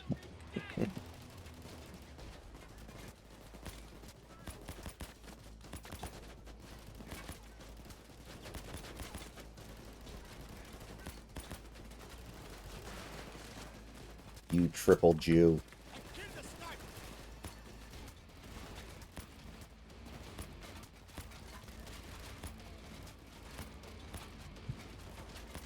And it's check your DMs.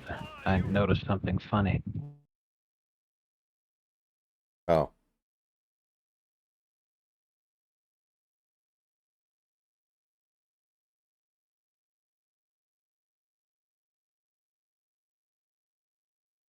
Oh. That's Exactly, Amundo. That's interesting. That's why I said he's a Fed. Okay, yeah. I guess.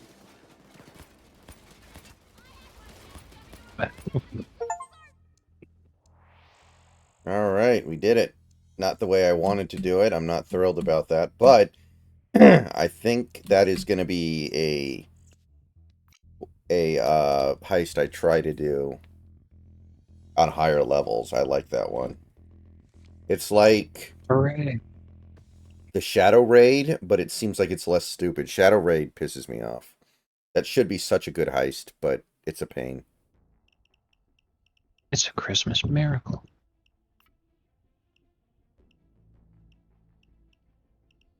Friends, I've arranged a little way to make us another big pile of nice cash. You're going to do a little cooking of the less than healthy kind. Those drunkies in the Coyopa cartel have a nice mess. Okay, let's try Overkill. I want to do one thing on a higher difficulty before I go to bed. And something that's going to make me real money. You know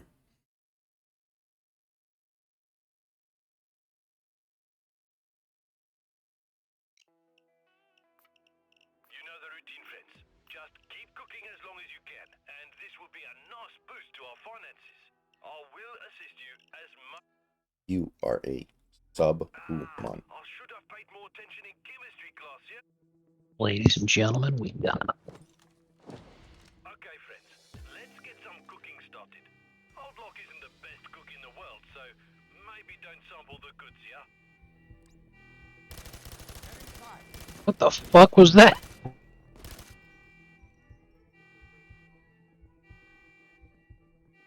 Hey, wrong way.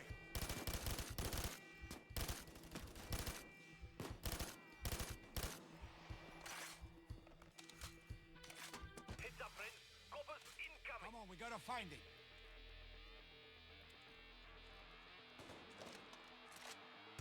20 seconds.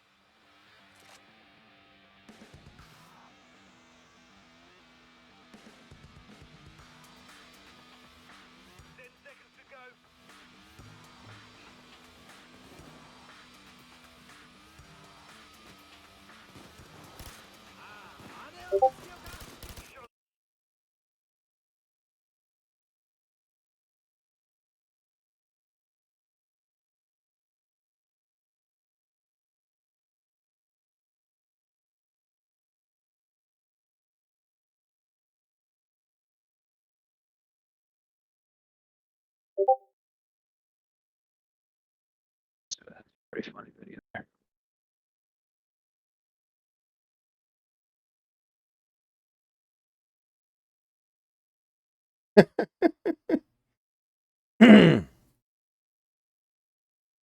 Miss. You know, I'm surprised Brittany Griner doesn't dunk constantly, because that would, you know, that's probably got to be what half the people in the crowd are showing up to see. See a WNBA player dunk. If she actually started doing it regularly, that might be something that pulls people in.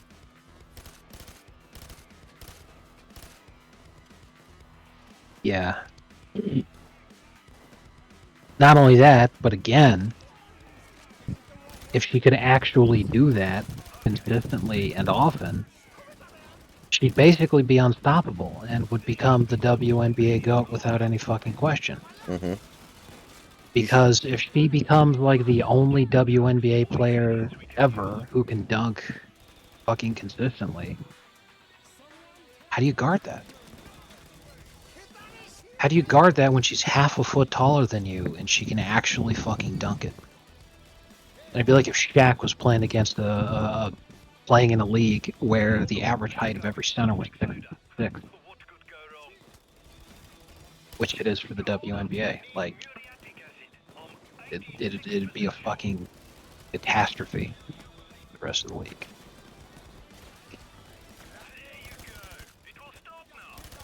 Yeah. I don't know if Brittany Griner is considered to be like a disappointment in the WNBA. Like, she should be better than she is in some way. I don't know if she's met expectations. I think she's a disappointment. I'll check her out real quick. She's only won one championship, I think. You would think having the WNBA Shaq would result in more titles than that.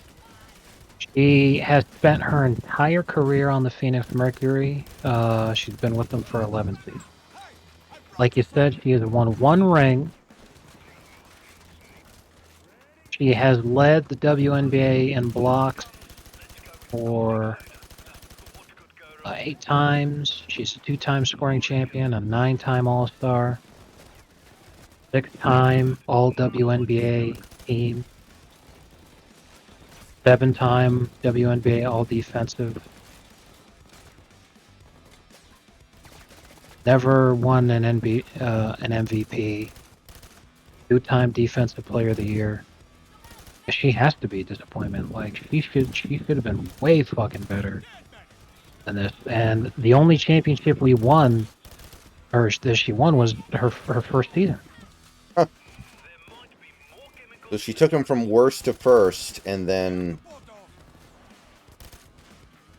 They've never done it again in a league that is like 8 teams. wacky.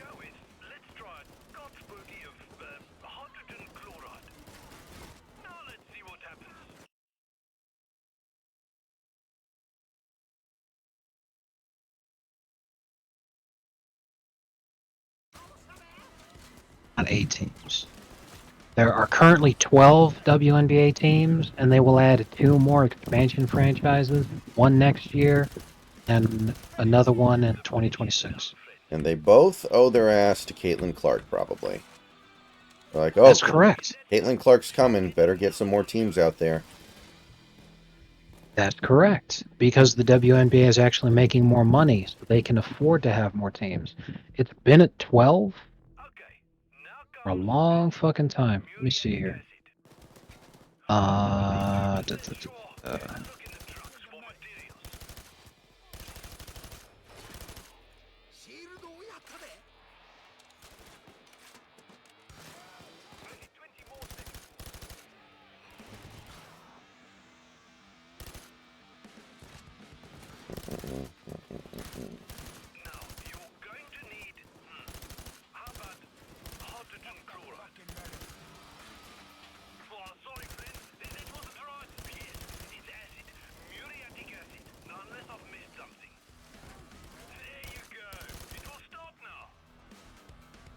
It's been at 12 since 2008.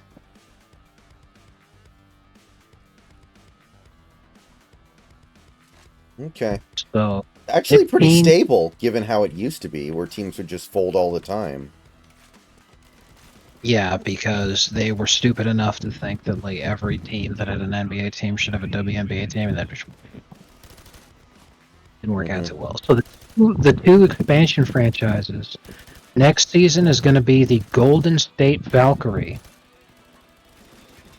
which will make California the only state in the entire country that has more than one WNBA team in it. And then the year after that, Toronto will get a WNBA team. They don't have a name yet, it just says Toronto WNBA. The Toronto football team. So yeah, there's the Atlanta Dream, the Sky, the Connecticut Sun, Indiana Fever, New York Liberty, Washington Mystics, Dallas Wings, Las Vegas Aces, which used to be the San Antonio Silver Stars, so Texas used to be the only state that had a WNBA team. Los Angeles Spark, the Minnesota Lynx, the Phoenix Mercury, and the Seattle Storm.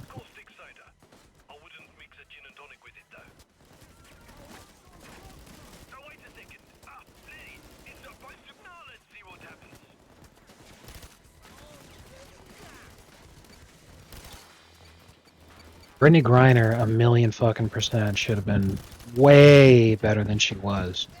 She should have ended up being the WNBA GOAT. No question. She hasn't won a single fucking MVP. Yeah, she should be like the WNBA Bill Russell or something. Right, and a lot of people said that's what she was going to be because she's like the tallest player in the WNBA history who also can fucking play instead of just being a huge stiff.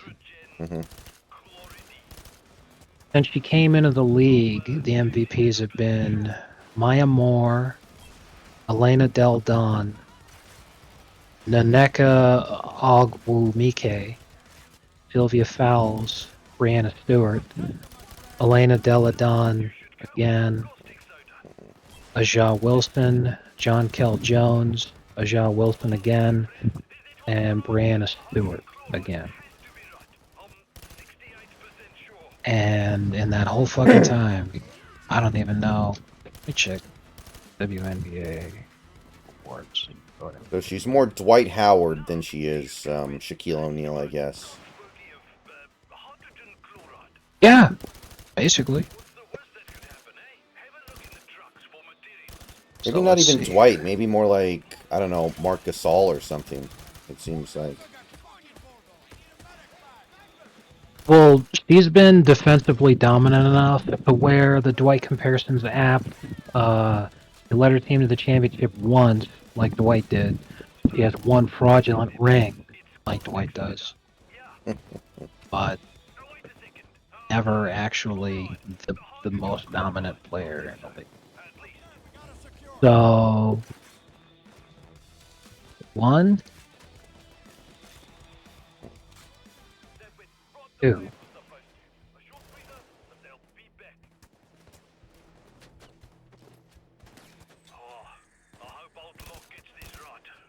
Just twice, really? Brittany Griner has only finished second in MVP voting twice.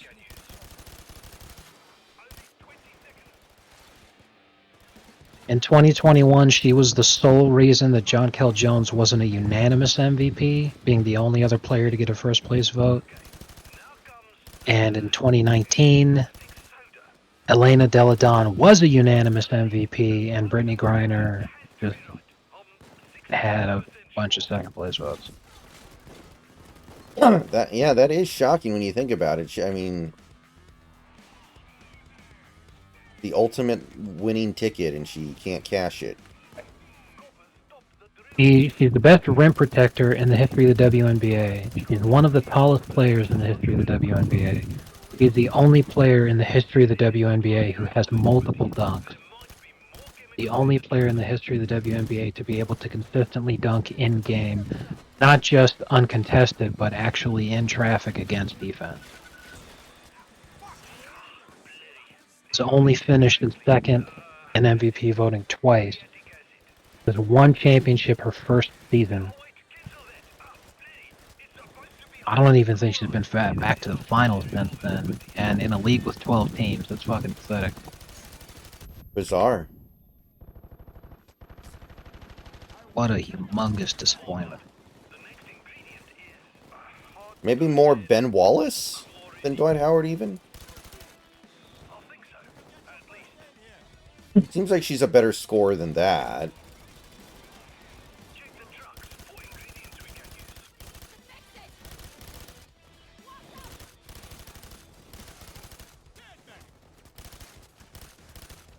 I would say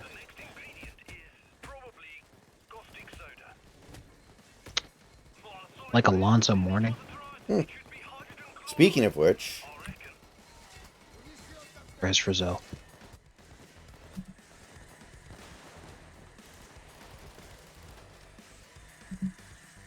I'm glad that he's cancer free. And you know, the old classic normism, I didn't even know he was sick. But they had to straight up remove his entire prostate. So I'm like, man, his quality of life. so can he not even, like, how That's does that correct. work? Sounds to me like it doesn't work, but theoretically, how is it supposed to work? That sounds awful. Once the prostate is removed, it can take 6 months or even up to a year for erectile function to recover. Mm-hmm. However, depending on age and the extent of the damage, you may become completely incapable of achieving erections at all. And I knew a guy once who had his prostate removed because of prostate cancer, and he was in his 60s, and he's like, yeah, I had my prostate removed due to the cancer 15 years ago, and I have been hard ever since then. Like, bro, fuck. It's like, I was a teenager at the time. I couldn't even imagine that shit. Yeah, you're not supposed to. But holy fuck.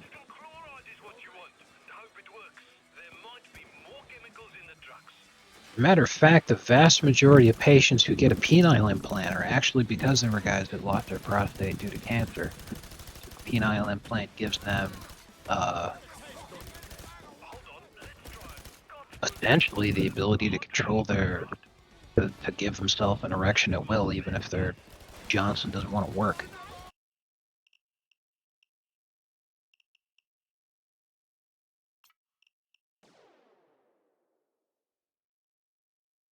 Another change to expect, and this is the more obvious one given what the prostate actually does. Because the seminal vesicles are removed during the surgery to remove the prostate, you will never ejaculate again.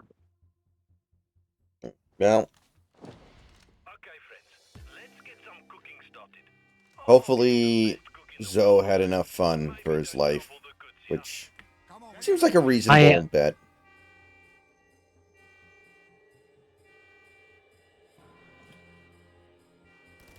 Alonzo has 3 children, and he's 54. This is the wrong way, man. So it's not like he wanted to have a bunch of kids or anything. Mm-hmm. He's definitely sterile.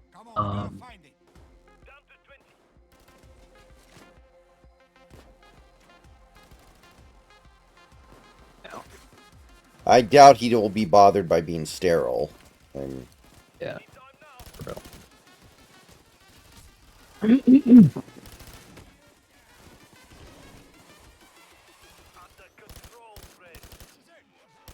Yeah, his blanking days may be over. So yeah, I'm sure that he's, you know, just happy to be alive and stuff, for sure. But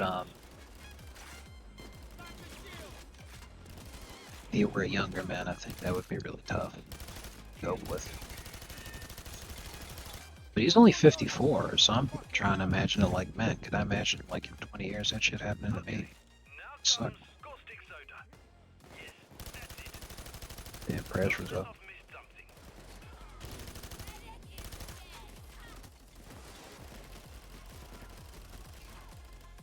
Listen up, you little... Oh!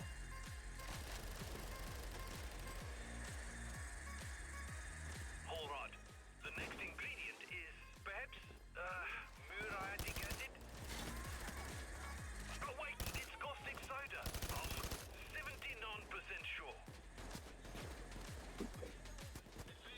We have them cornered. There might be more chemicals in the trucks. The drill has been stopped by kettles. Oh, I hope Outlook gets this right. Soda. Caustic soda. I don't think you're supposed to drink it. This is not my area. If you did it right, it will now cook. I need a fucking medic, okay? First aid here.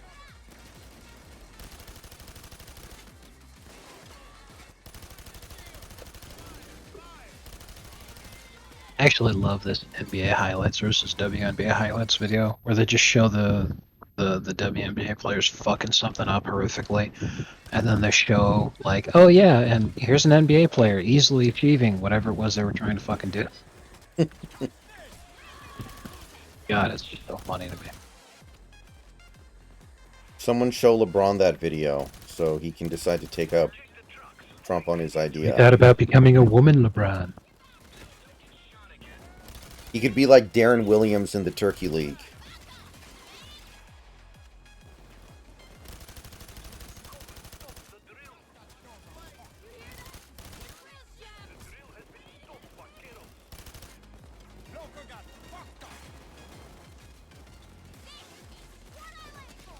Make that whore my wife. I am proposing to that dirty whore.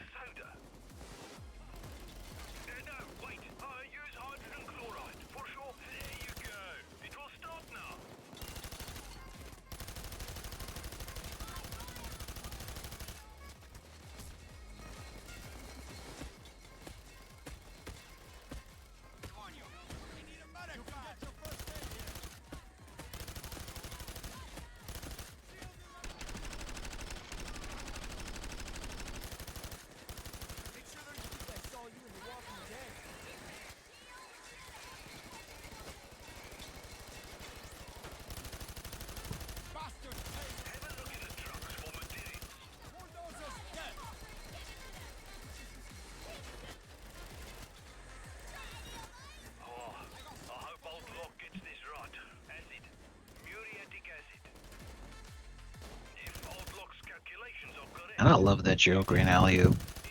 It was on the Nets. He just slams home that windmill. The bulldozer's gone to fucking hell.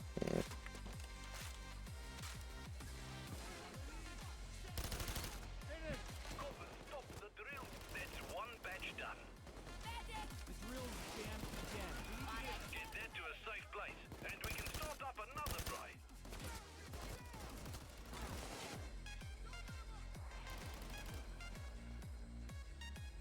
There might be more chemicals in the trucks. Okay. So what's next? Hydrogen chloride? Oh wait, cancel that. It's supposed to be muriatic acid. And hope it works. Now let's see what happens.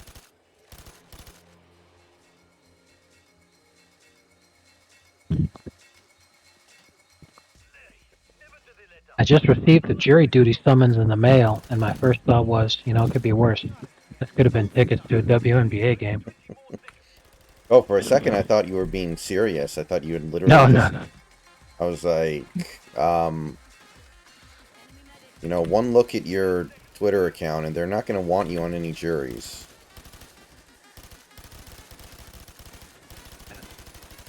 That's what I should do. Is I should wear a shirt with a link to my Twitter account on it. So then the judge can click on it and he could see that Toy Story video. And he could be like, okay, we obviously want you on the jury. This is what I was meant for.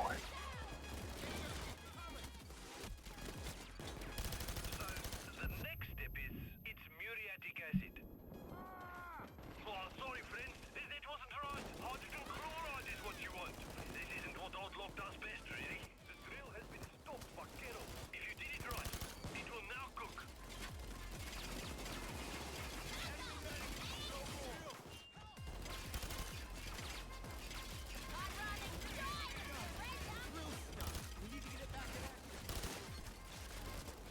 If you try to search for people talking about Brittany Griner not being as good of a player as she could have been, literally all the discussion is just that we should have left her in Russia. And I'm like, you know what? It's hard to disagree, but that's not the discussion I was hoping to have. Maybe they're all a bunch of Phoenix Mercury fans who are sick of her being overrated and just want to leave her in Russia because of that.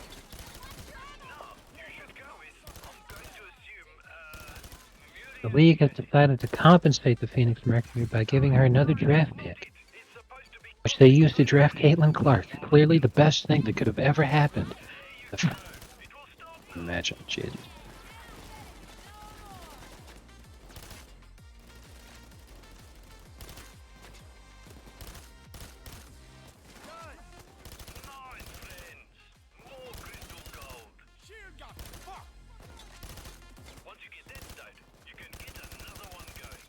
Not good enough, Miss Masato. You're gonna have to apologize to our parents.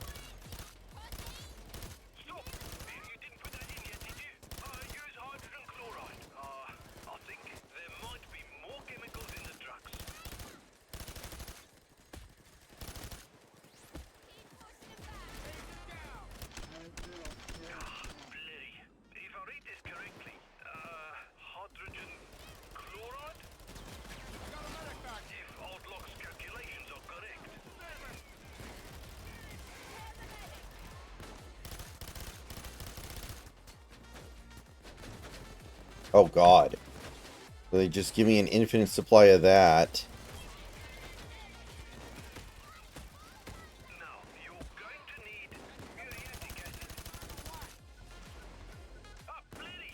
It should be hydrogen chloride. I think so. At least.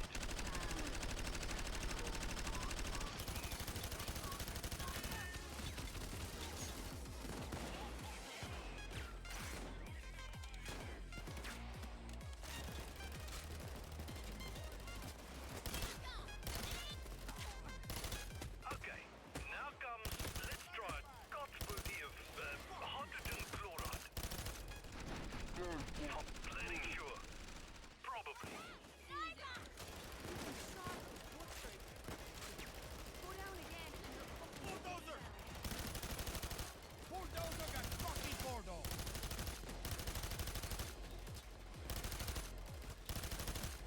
Fuck you, sniper! Ah, bloody. If I read this correctly, probably caustic soda. No, wait a second. Hydrogen chloride has to be right. Okay. Okay.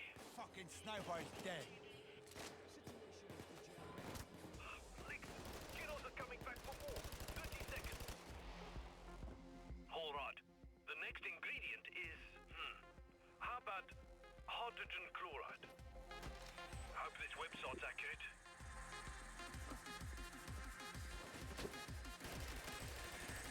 Oh.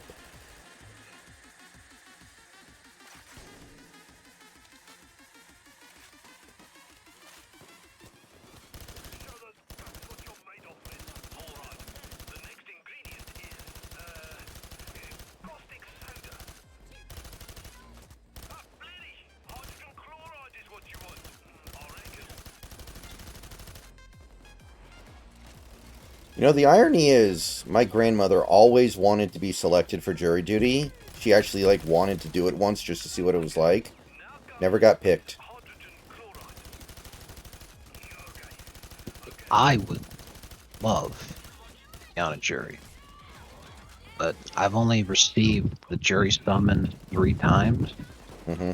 and every single time when I do the little fucking check-in thing online, Mm-hmm. See what happens. it's stand by, stand by, stand by, stand by. You weren't needed. Jury summons you missed. Oh, okay. Every single time. I've never even had to go to a courthouse.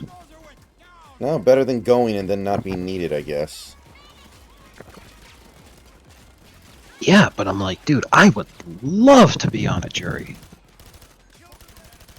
Love to be on a jury.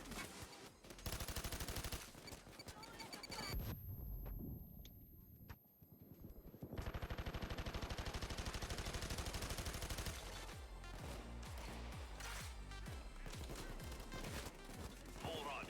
The next ingredient is, we'll go with muriatic acid. And cross your fingers.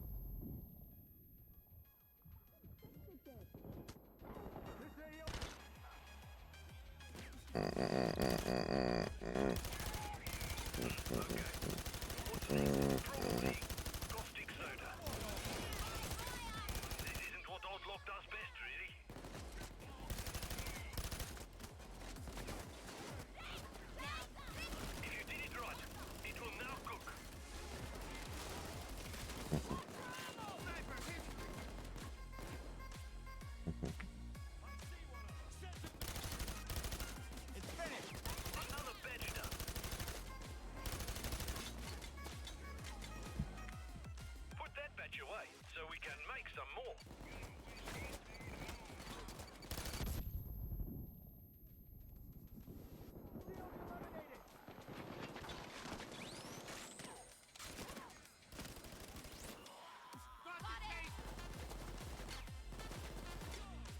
Now, you're going to need hydrogen chloride. Oh, nasty. Now wait a second.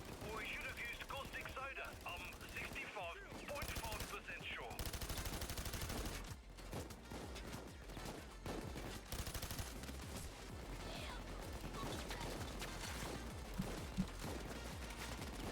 Alright. The next ingredient is, I'm betting on caustic soda. What's the worst that could happen, eh?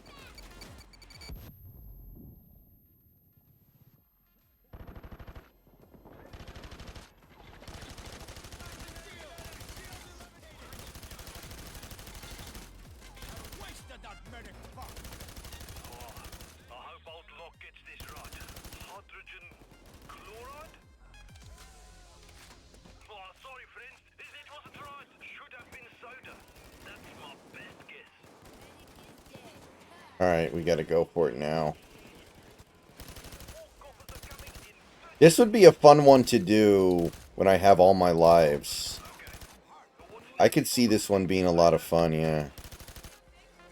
Hope this website's accurate.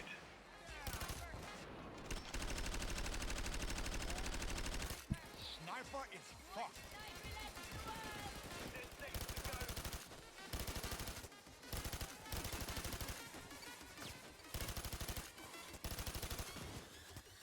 Where's the yellow bag? If I read this correctly, how about hydrogen chloride? Hold up, it's soda. Caustic soda. Not bloody sure. Probably. No more taser, my friend. You hear that shit? The drill must be jammed. Get fucking grenade. Fucking. Caustic soda. And hope it works.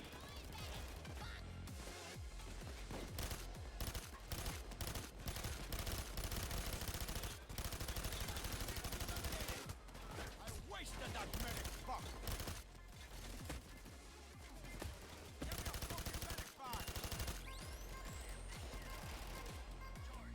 That's one. Hold on, acid. Dang.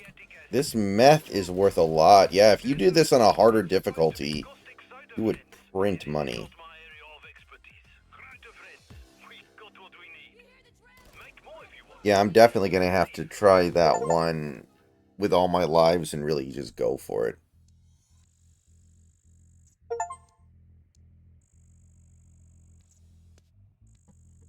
Alright, guys. I think that will do it. Not bad. Maybe next time we can get some more. Like, you could probably make dozens of bags in theory. Now, on that difficulty level, I probably couldn't do it, but I could do more than what I did.